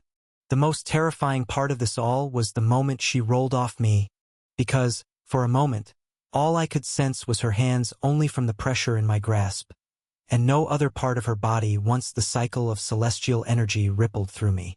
There is no sense of direction in this darkness. If we let go, I don't know how I'd possibly find her. As we're sat against each other, my hands are only squeezed tighter, so I know she knows this too. It takes about 300 more cycles each for us to build the strength to try to stand. It's been over a week in this darkness, yet my ability to tell or keep track of time is starting to become obsolete. Since we both made it to this sitting upright position, the speed of our celestial energy cycles has increased. We move portions of energy through our palms, back, and head to evenly distribute the cycles. This allows even more absorption per round and allows for a faster way to cycle energy back through our cores to the other. My guess is 2 or 3 minutes now, cutting the time in half, but it's only becoming easier each time. Now I can feel over a full meter around me on all sides at the peak of each cycle. Without any words being spoken, we begin pushing against each other's backs as a brace, and push off the ground with our feet. It takes multiple cycles to lift ourselves upward, and the other has to lean on the person not cycling energy to not fall over. Yet we succeed. Both of us stand back to back and stare off into the endless dark. In perfect sync, we begin taking small strides to my left, Maria's right. As much as I try to remember how or from where we fell, and tumbled down some kind of ledge to get here, I have no sense of direction at all in this abyss. We've chosen a completely random path. Every step forward is ominous, as I feel the pressure of my foot hitting the hard ground, but no sound comes back. No echo, nothing. There is only a tiny amount of celestial energy loss when I try to sense the steps, as the hot, sparkling light fades away into the dark stone beneath my feet and disappears almost instantly. The strain from walking makes me completely lose my breath every few steps. Maria's breathing rises and falls as well, but she does not get as winded as I do. We still stop to regroup, and only cycle celestial energy, standing in place every few times before stepping deeper into the void of the unknown again.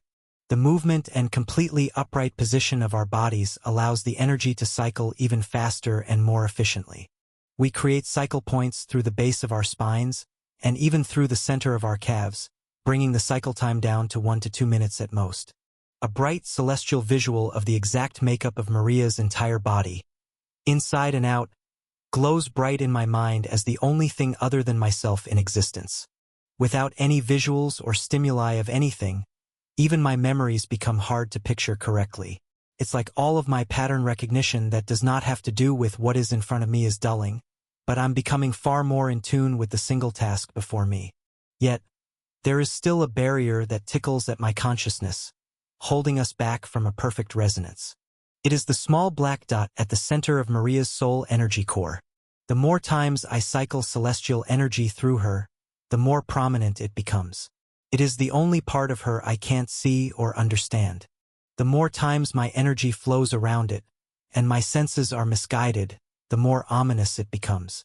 This is because I have something almost exactly the same hidden behind a barrier inside my body too. My royal demon's core. The more cycles we process through each other, the more aware we are that the other knows we are hiding something. It is a very strange dance because the more it is ignored, the larger this invisible divide becomes. Yet, at the same time, we are understanding each other on a deeper level and becoming far closer as well. The tension surrounding these blind spots rises and falls as the cycles continue, but with no words or deeper way to explain what either of them are.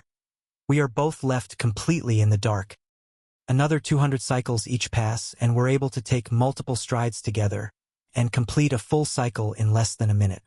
We are walking in what feels like a straight line, but it is truly impossible to tell if this is the case. I can feel outward around me about 2 meters on all sides at the most heightened stage of my cycles, and no more than a few centimeters in my resting state. Right now, we are in a very calm stage, where both of us have suppressed the feelings of what the mystery within each other's bodies are, to only focus on a single goal: find a vantage point or landmark. In this process, the celestial energy that flows through us is almost like a single machine, as an extremely high amount of energy is transferred each time. What was only small white sparkles and a tingling sensation on my skin the first time is now multiple waves of pristine white and blue icy source resin that I accept into my body from many different points, to flow through my soul energy core and flow right back around with a red fiery flare. The purity of the ether's base is almost unrecognizable to what it was weeks ago.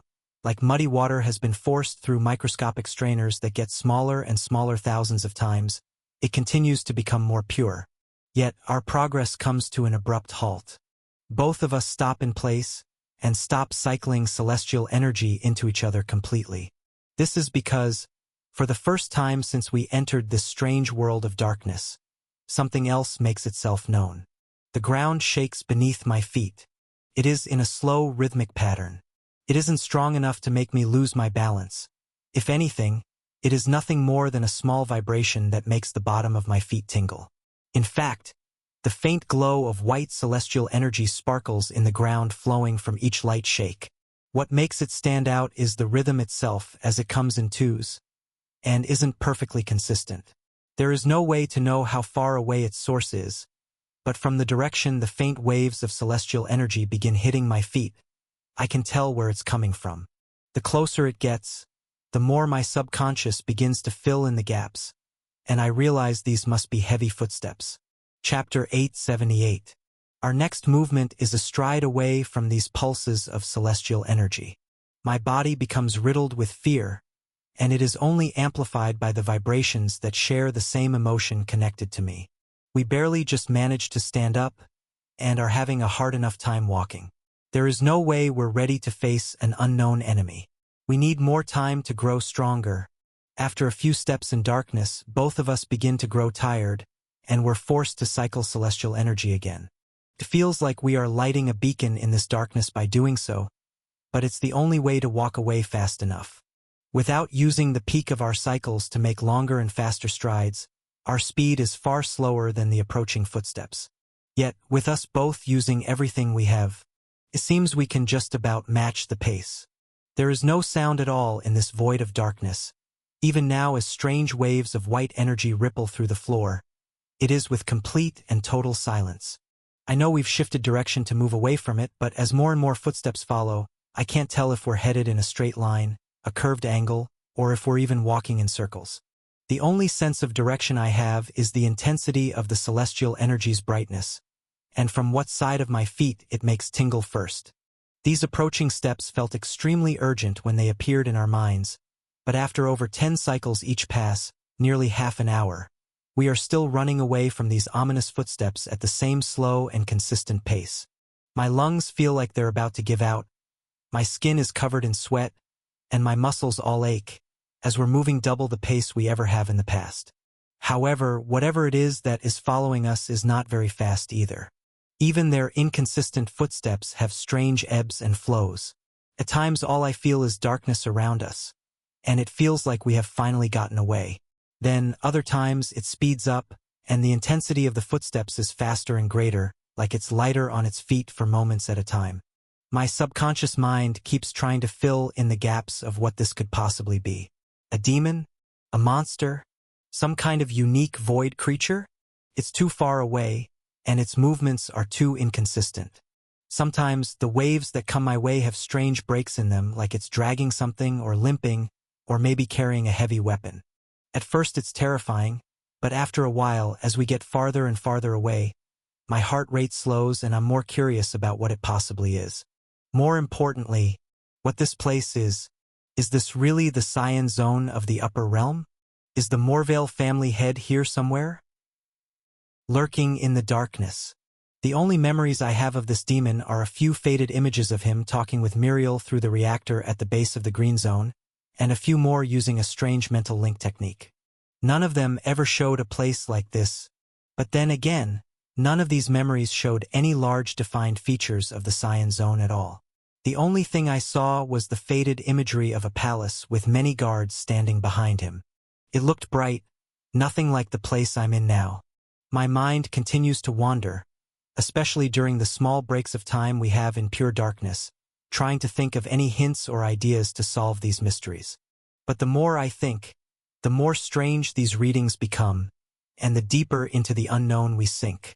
Maria and I continue shifting our direction, and pushing our bodies to the limits to get away. Our celestial energy cycle's efficiency increases drastically from this, as our emotions, adrenaline, and vibrations are all heightened. There is almost no resistance in our resonance. All of the tension from earlier fades completely, as our minds are one, trying to figure out how to survive. Some cycles rush through us in less than 30 seconds, and we use every single contact point on our bodies to push through more and more. We begin moving up to 5 long strides each cycle, and get into a perfect rhythm, plunging into the darkness away from the threat. Our pace speeds up, far faster than the approaching steps. But this doesn't last for long. The strain on my body and soul is building up through every cycle. I feel even Maria's arms and legs start to tremble with fatigue. In this heightened state of urgency, it feels like we could go on forever, pushing off the fatigue to reach higher limits, but there is an external breaking point. We slam into a hard black rock wall. The abrupt stop makes us both fall to the floor and halt our energy cycling for a moment as the rush of fatigue from the hour of what felt like a full-on sprint through the void just ended. I feel nauseous and every muscle in my body feels like jelly. My breathing is so heavy, it feels like my lungs are not large enough to gasp in enough air with each breath. To lie up against the wall, we both release one of our interlocked hands, and it takes minutes to fight this next battle to stay conscious. We are so connected that when one of us has the feeling of dampened vibrations, like we are on the verge of passing out or falling asleep, the other is able to send a mental signal through our contact point. This occurs over and over from both of us, until we're able to control our breathing again and stand up against the wall. Just as peace starts to return, the staggered pulses of celestial energy from the darkness come back. We quickly start cycling celestial energy again and move away just as before, but the wall we've hit curves. With only one hand clasped together now, we cover even more surface area on the ground, and I can even roughly sense where her feet tingle to get a better positioning of the approaching danger. We move our feet in sync and change our direction to choose the second best route. But we hit this curved wall again only 7 steps later. It's like we've backed into a dead end. We quickly change directions again and try to run in the far opposite direction, but again, less than 20 steps later, find that the wall curves both ways. It feels like the back of a massive cave.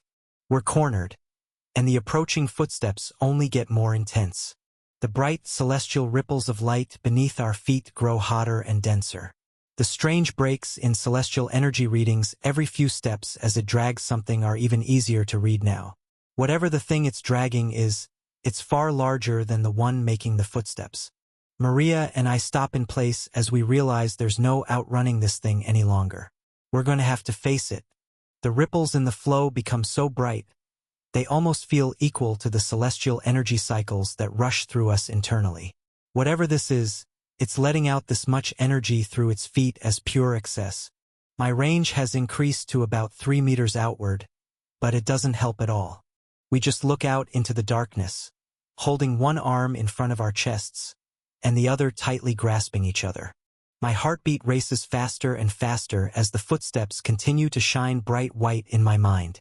I can't tell if they're hundreds of meters away or right in front of my face. Celestial energy cycles are moving through us now, and we shift our bodies back and forth with each one. The one of us that is at the peak of our cycle rotates their stance to face the direction where the footsteps approach. This is because they are the one holding the most power and potential for offense and defense, while the other rests behind them. We continue this cycle back and forth while the heat beneath our feet grows. Yet, at the start of one of my cycles, the footsteps forward suddenly stop. My heartbeat only races faster, but I keep my celestial energy cycle moving and let the range of my ether senses grow at a steady rate. Just as suddenly as they stopped, the footsteps start again. This time, there is no inconsistency with its steps. They are fast and even. No more breaks in the ripples can be sensed, as though it dropped whatever it was dragging. The steps grow faster and brighter as my own ether senses grow wider and I prepare for the worst. It's running right at us. I grit my teeth and stare forward, channeling all of the celestial energy I have into my one free hand. My breathing slows as I become focused, not scared. The closer this shadow of a being becomes, the hotter the celestial energy in my fist feels. Maria's vibrations hum through my whole body, making my focus multiply, as I'm aware of another mind watching my celestial energy movements and relying on it for her survival too as she rests. A large clawed hand plunges out of the darkness and into my ether senses. It looks about twice the size of my hand, and shaped like a demon's. It's full of cyan-colored threads and burns bright in my consciousness with a celestial energy glow. As it stretches farther into my ether senses, my senses expand too as my cycle is hitting its peak. I see a strong muscular arm that leads to a shoulder, then the entire body of a cyan-cored demon. It's covered in scars and deep wounds. One of its 2 short forehead horns is broken off. Some of its flesh wounds look like clean weapon slashes, while others are claws, and the worst of all is its left leg has a massive bite mark taken out of it. The demon is about 4 meters tall. It has no weapon itself, but its large clawed hand dives down toward me, aiming for my head. I shift my whole body so Maria knows to jump out of the way in the right direction. But I know I won't be able to move in time. I thrust my glowing white and red fist up toward the demon's claw and feel the celestial energy in my fist begin to leave my body. The demon's clawed hand clashes against the energy that leaves my fist. Its body is full of celestial energy brighter and hotter than mine many times over. So much so that it is overwhelming to feel a wave of bright white light flood into my body. I feel my fist begin to crumple beneath its weight, and some of the bones in my hand shatter. Yet, I stand my ground and keep my feet rooted in the black stone beneath my feet. I scream out into the void for not even an echo to return, but the celestial energy in my grasp does begin to solidify and take form. Even as my fist is crushed, I use the energy flowing through it to move the shattered bones and grasp the hilt of my soul sword that begins to materialize in my palm. Its outline becomes a part of me, and the celestial energy flowing through me fills it up with a white and red luster. Even so, I'm still overpowered, but as I fly backward, I thrust my broken hand downward and slice through the palm of this demon. It's less of a thrust and more of a shift in positioning, to let the demon's downward momentum cut itself. A burst of red and white fire lights up in the darkness, and the demon lurches backward. This saves me from having to try and dodge its clawed hand, as it reels backward with the pain as well. The shockwave of that impact, however, ripples down my hand, breaking even more bones, and the foreign celestial energy coursing through me is nothing like the icy source resin I'm accustomed to. This demon's energy feels like poison. I can't stop it from attacking me from the inside, bursting through my mind with hot white pain, and even surging through my other arm to flow into Maria. It is mixed with my own celestial energy, as the natural end to my cycle, and I'm thrown off my feet flying backward. Maria shifts her stance with me and takes the horrific wave of energy head-on. I get back up to my feet behind her, as she raises her free hand in the air. Her cycle begins, and she mimics my movements, forcing all of her energy into her palm to let a bright white and blue soul sword summon between her and the demon that leans back in to fight with its uninjured hand. Chapter 879. An explosion of bright white and blue ice bursts off the impact point of this demon's clawed hand and Maria's sword as it is summoned into existence.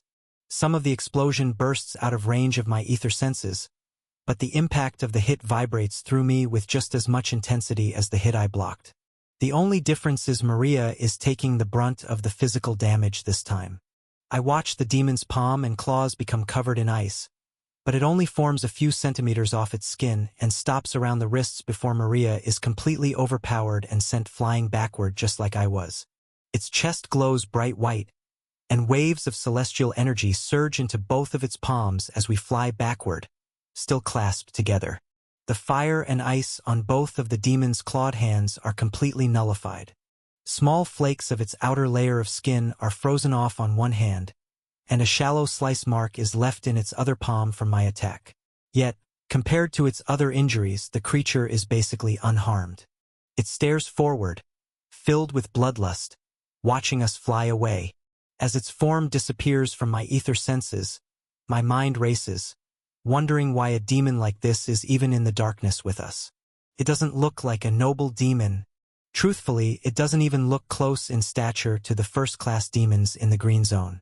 The creature is hardly twice my height, and when I made contact with it, I didn't even feel any path vibrations. It was only pure celestial energy. This is the body of a commoner demon or a third class at best. Why would a demon like this be this high up in the upper realm? Then again, it's not weak. It just blocked 2 of our full-powered attacks and healed them with ease. One hit from this demon, and it could tear me in half. If I'm asking why it's here, I should be asking myself the same thing. My fingers and forearm grasping my soul sword are still shattered. The wave of dense celestial energy, containing Maria's and the poisonous wave of mental and physical attacks imbued in this demon's aura, bursts through me from the shockwave. Some of this energy, as I refine it, can be used to heal these injuries, but that is not what I use it for. Doing so would weaken my defenses and lessen my attack power. I can use the flow of energy through my hand as a brace to hold my hand together. We skid to a halt after being pushed back over 3 meters. Maria is down on one knee, and I hold my red blade up in the air, scanning everything in front of me while the demon lunges back in, with its clawed hand coming down at me. Its eyes track my blade, and I know if I try to pull the same move, it'll anticipate it. I breathe deeply and analyze the demon's every movement. Its left leg touches the ground, and the memories of its inconsistent footsteps that were following me in the darkness before come back to mind. I fixate on the massive bite mark taken out of its thigh, and even see waves of celestial energy trickling out from it as white energy surges through its body. It's the only weak point I see, and I have no other options. Instead of swinging upward, I lunge down, and Maria lunges with me in perfect sync. The hot edge of my blade sinks deep into this exposed flesh, and a burst of flames explodes from its wound. I feel my blade hit against bone, and a small crack gives way, but I'm not strong enough to slice all the way through it. The monster's leg trembles and shakes from the impact, and even bends under the pressure, bringing this demon down to one knee. However, it doesn't stop it from clawing at me with both its free hands. I follow through upward with my sword, still at the peak of my cycle, and block one of its claws. It cuts into its skin again, but more fractures break down my arm, and even into my shoulder. I'm sent flying backward again, but the demon's second clawed hand tears through the back of my chest plate. Deep white gashes from two of its claws dig a few centimeters into my skin, but my momentum away is already fast enough for it not to grab a hold of me. I yell out with pain, but also grin, as the visual of the demon kneeling and forcing celestial energy into its leg to stop the flames tells me I really did find a weak point. My attention to this demon deepens even further once I notice its arms growing cold and dark, as celestial energy cycles out of them to push toward its wound. This moment of excitement is cut short as the celestial energy inside of me also floods out into Maria so she can begin her next cycle. The scratch in my back aches with far more intensity, and my whole arm, from shoulder to fingers, feels numb and becomes much harder to handle with precision as every bone in it has shattered. Maria has felt every one of these senses too, and sees where my attention lies, first at its weak point and second at its dull arms. All of my pain receptors are screaming in my mind, but I mimic her movements and shadow behind as her cycle builds up. This time, we are not totally on the defensive. The demon can't stand up straight in time. It is hunched over to protect its leg, but even as Maria goes in to attack, it swipes its arm outward much faster to block. A pulse of white light surges through it and collides with Maria's bright sword, blocking it with ease, but still, it is covered in ice. Maria slices downward this time, already expecting to be overpowered, and aims toward its injured leg again. The demon sends a pulse of celestial energy through its other hand to block its weak point, but Maria shifts her direction and puts her own body in the line of fire. The demon commits even harder, as it appears it's getting an easy kill, pushing all of its celestial energy into this close-range attack. Its claws dig into her side, tearing through her dormant blood-bonded armor like paper, and ripping through her flesh as easily as the wounds on my back. She twists her body fast enough that the wounds aren't too deep, and slices upward at the demon's free arm. Around the elbow joint it is almost jet black with no celestial energy moving through it at all. Almost 100% of its energy is focused in its attacking hand and in its wounded leg at the moment. As we're both blasted backward from the release of energy from Maria being struck, so does one of the demon's severed arms. It shatters into pieces once it hits the ground, completely consumed in ice. The last thing I see in the ether senses before we fly back too far away is massive amounts of white aura flooding toward its lost arm, and the demon looking upward and letting out a silent screech. An aura of blue and white celestial energy floods out into the air from Maria's wounds as she shifts her stance to rest behind me, and when the wave of intensity floods through me, red fiery light leaks out from the claw marks in my back too. Yet, both of us lunge forward, running over the shattered remains of the demon's arm. We've figured out how to kill this beast. Even if its celestial energy is stronger than ours, its ability to sense and control it and anticipate attacks is far lower. Not to mention, it was already in pretty horrible shape entering this battle. Jumping back in and outsmarting it now that it is scared is even easier. The demon tries to stand, but its weight is too heavy for its broken leg, and its right side is completely exposed as it doesn't have a clawed hand to block. I dive in and land a fiery slash to its right ribs, digging deep into an old wound from what looks like another demon's claws. It's still faster than me, but all I receive from its counter this time is the monster's stub grazing my cheek. I don't think it's fully understood that its limb is lost, because if its clawed hand was still there, my whole head would have been torn off. Seeing that it's not, the demon gets confused and lets out a silent screech, channeling so much celestial energy into its stub channels far more out from its leg, bringing it back down to its knee once I fly backward and swap positions with Maria. She does exactly as I did, landing an icy sword slash in its side right below the flickering red celestial energy. The monster's phantom limb misses us entirely, and it spins itself around in rage. Both of us are breathing extremely heavily, and probably in just as much pain as this demon. There are multiple seconds in between each exchange. From an outside perspective, this battle is extremely slow and awkward. A demon missing an arm and a completely broken leg, with dozens of fatal wounds all over its body. Facing two humans that are sharing celestial energy and sending out full-powered attacks every 5 to 10 seconds. That only fatigue us further. Yet, while in the moment experiencing it, it feels like every single movement matters, and this battle is using every single bit of my energy and focus. We lunge in and out, swinging each other around and alternating attacks, landing more and more on its unguarded side. Trying to attack its leg is still too risky. Both of us are extremely injured. Getting hit by its claws again could put one of us out of commission entirely. Half a dozen fire and icy slashes build up on its right side. We keep timing our attack to hit when its celestial energy leaves certain areas to heal its wounds. Some slashes land high up by its shoulder, and a few at its waist and down to its right thigh. A large amount of celestial energy stays present in its feet, up to its calves, as it uses this energy to reposition itself so we can't land any hits lower. Any that collide with its white energy send us flying backward, completely overpowered.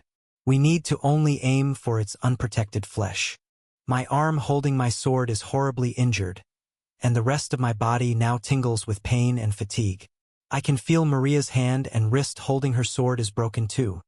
Not to the degree mine is, but the rest of her body is under far more strain, especially the claw marks on her side. They're deeper than the ones I received, and her natural healing is much slower than mine.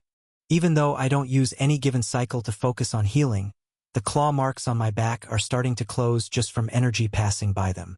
We both know we need to finish this battle fast. The next few hits are all in the same spot on the demon's right upper thigh, digging deep enough into the bone to freeze it and crack it after a few hits. A massive chunk of its leg fractures, and as it tries to put more pressure on the area, it completely cracks and fractures off.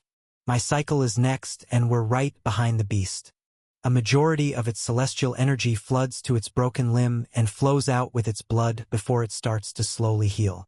I jump at its back and stab my fiery sword deep into where its core should be. Sinking into its flesh is not hard, but I instantly hit something too dense to pierce, its demon's core, which is almost entirely full of white-hot energy. It splinters but doesn't break. Instead, it erupts lethal energy outward and flows through my sword to attack me, but also reacts with a violent explosion, forcing a reaction with my fire and blasting a deep hole in its back. All I can do is follow through and slice upward to carve out a portion of the back of its head before being propelled away. The demon writhes with pain, but I do too. The intensity of the celestial energy stream that just flowed through my sword is tens of times more dangerous than any of its past attacks. I still land on my feet, but almost pass out from the intensity of this hot mental attack. Maria is stun-locked for a second too, as this wave of hot light surges through her. All three of us yell into the void for a moment. The only one to break out from the daze, conscious enough to keep fighting, is Maria. She uses the momentum from that attack and the flow of energy away from its other wounds to finally attack the other injured knee. In a single slash, the bone is frozen, broken, and the demon falls flat on its face on the hard black floor.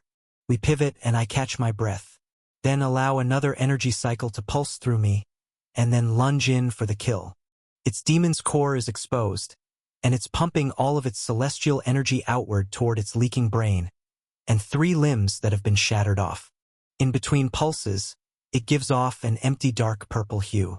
I swing downward with everything I have, timing the slash with the rhythm of its pulses, and feel my fiery blade crush its core into pieces. Chapter 880.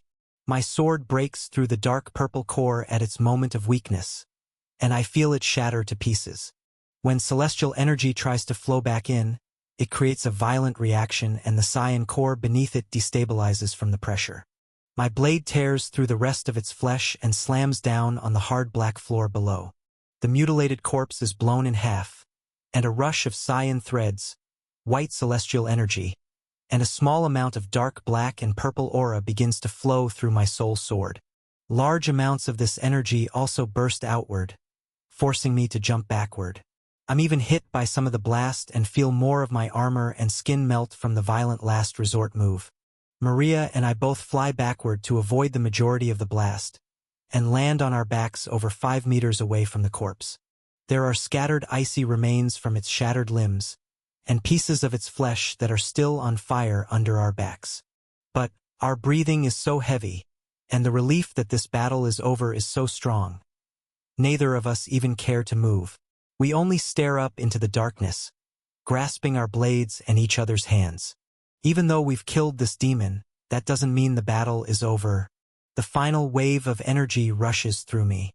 The hot white celestial light burns through the insides of my body and makes my mind go white for a few seconds. There is loud ringing in my ears, and it pushes my soul energy core to slightly fracture at the seams under the pressure and heat. It feels like a ball of fire is spinning in my chest, and all I can do is grit my teeth and let it pass. The cyan threads that flow through me and into my true core are quite tame in comparison. I can handle this influx with ease. The excess flows out within the celestial energy wave that travels through my arm toward Maria. Our vibrations are in perfect sync, so she's already felt the stress it's put on me and braces for the pain as well. The light surges through my palm and into her. Yet, as Maria's vibrations echo her cycling process into my psyche, part of my mind wanders for a moment. There is a small amount of black and purple energy I've absorbed from this demon that falls directly into my royal demon's core. It passes through the barrier of vibrations I've created and is entirely absorbed. Not a single drop comes out.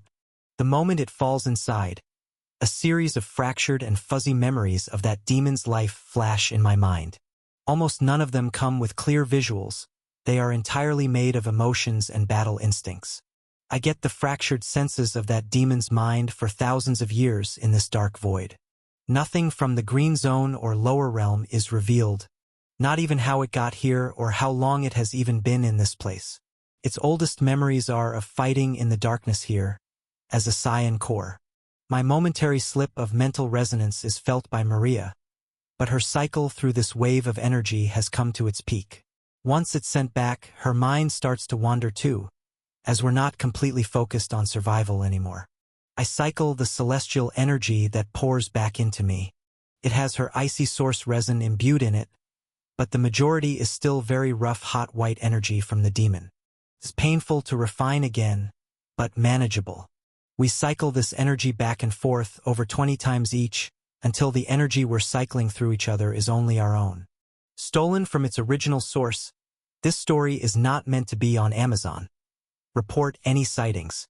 The heavy breathing and heart beating out of my chest finally calms down.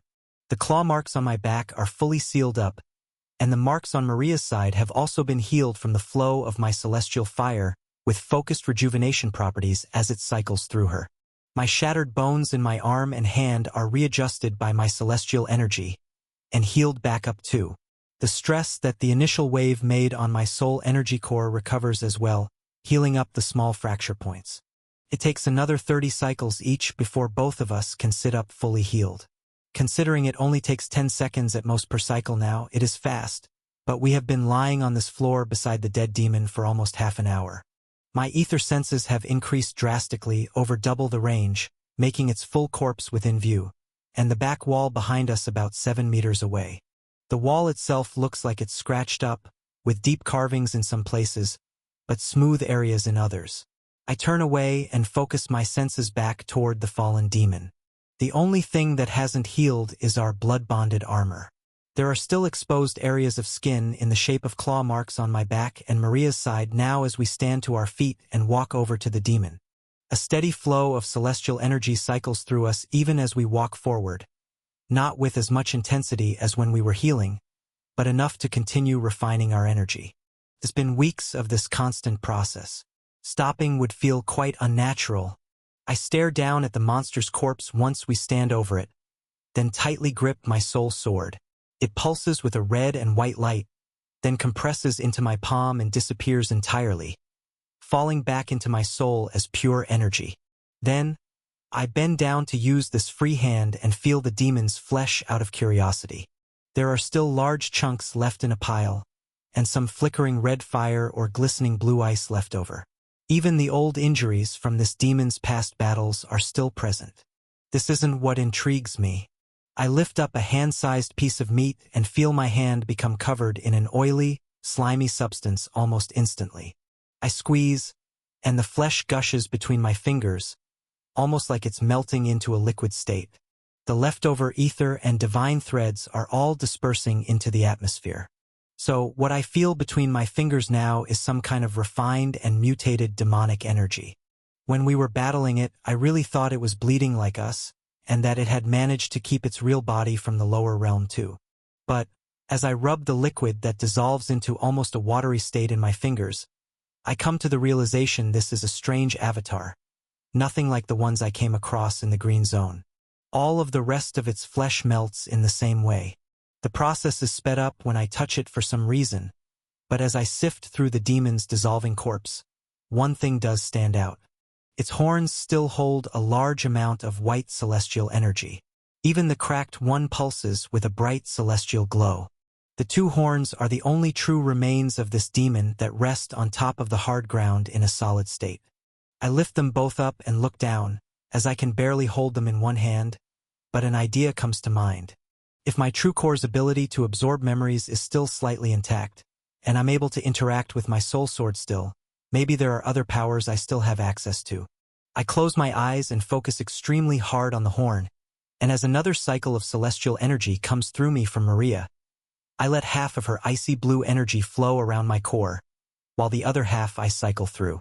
Both blue and red celestial energy flows up my arm and into my palm that touches these horns. The feeling of using craftsmanship is all I focus on, and I picture the end result of what I want clear in my mind. As the celestial energy flows into these horns, they melt like malleable metal in my hand, and turn into a pair of perfectly crafted, lightweight gauntlets. I let out a surprised chuckle into the silent darkness, as I half expected this wouldn't work at all.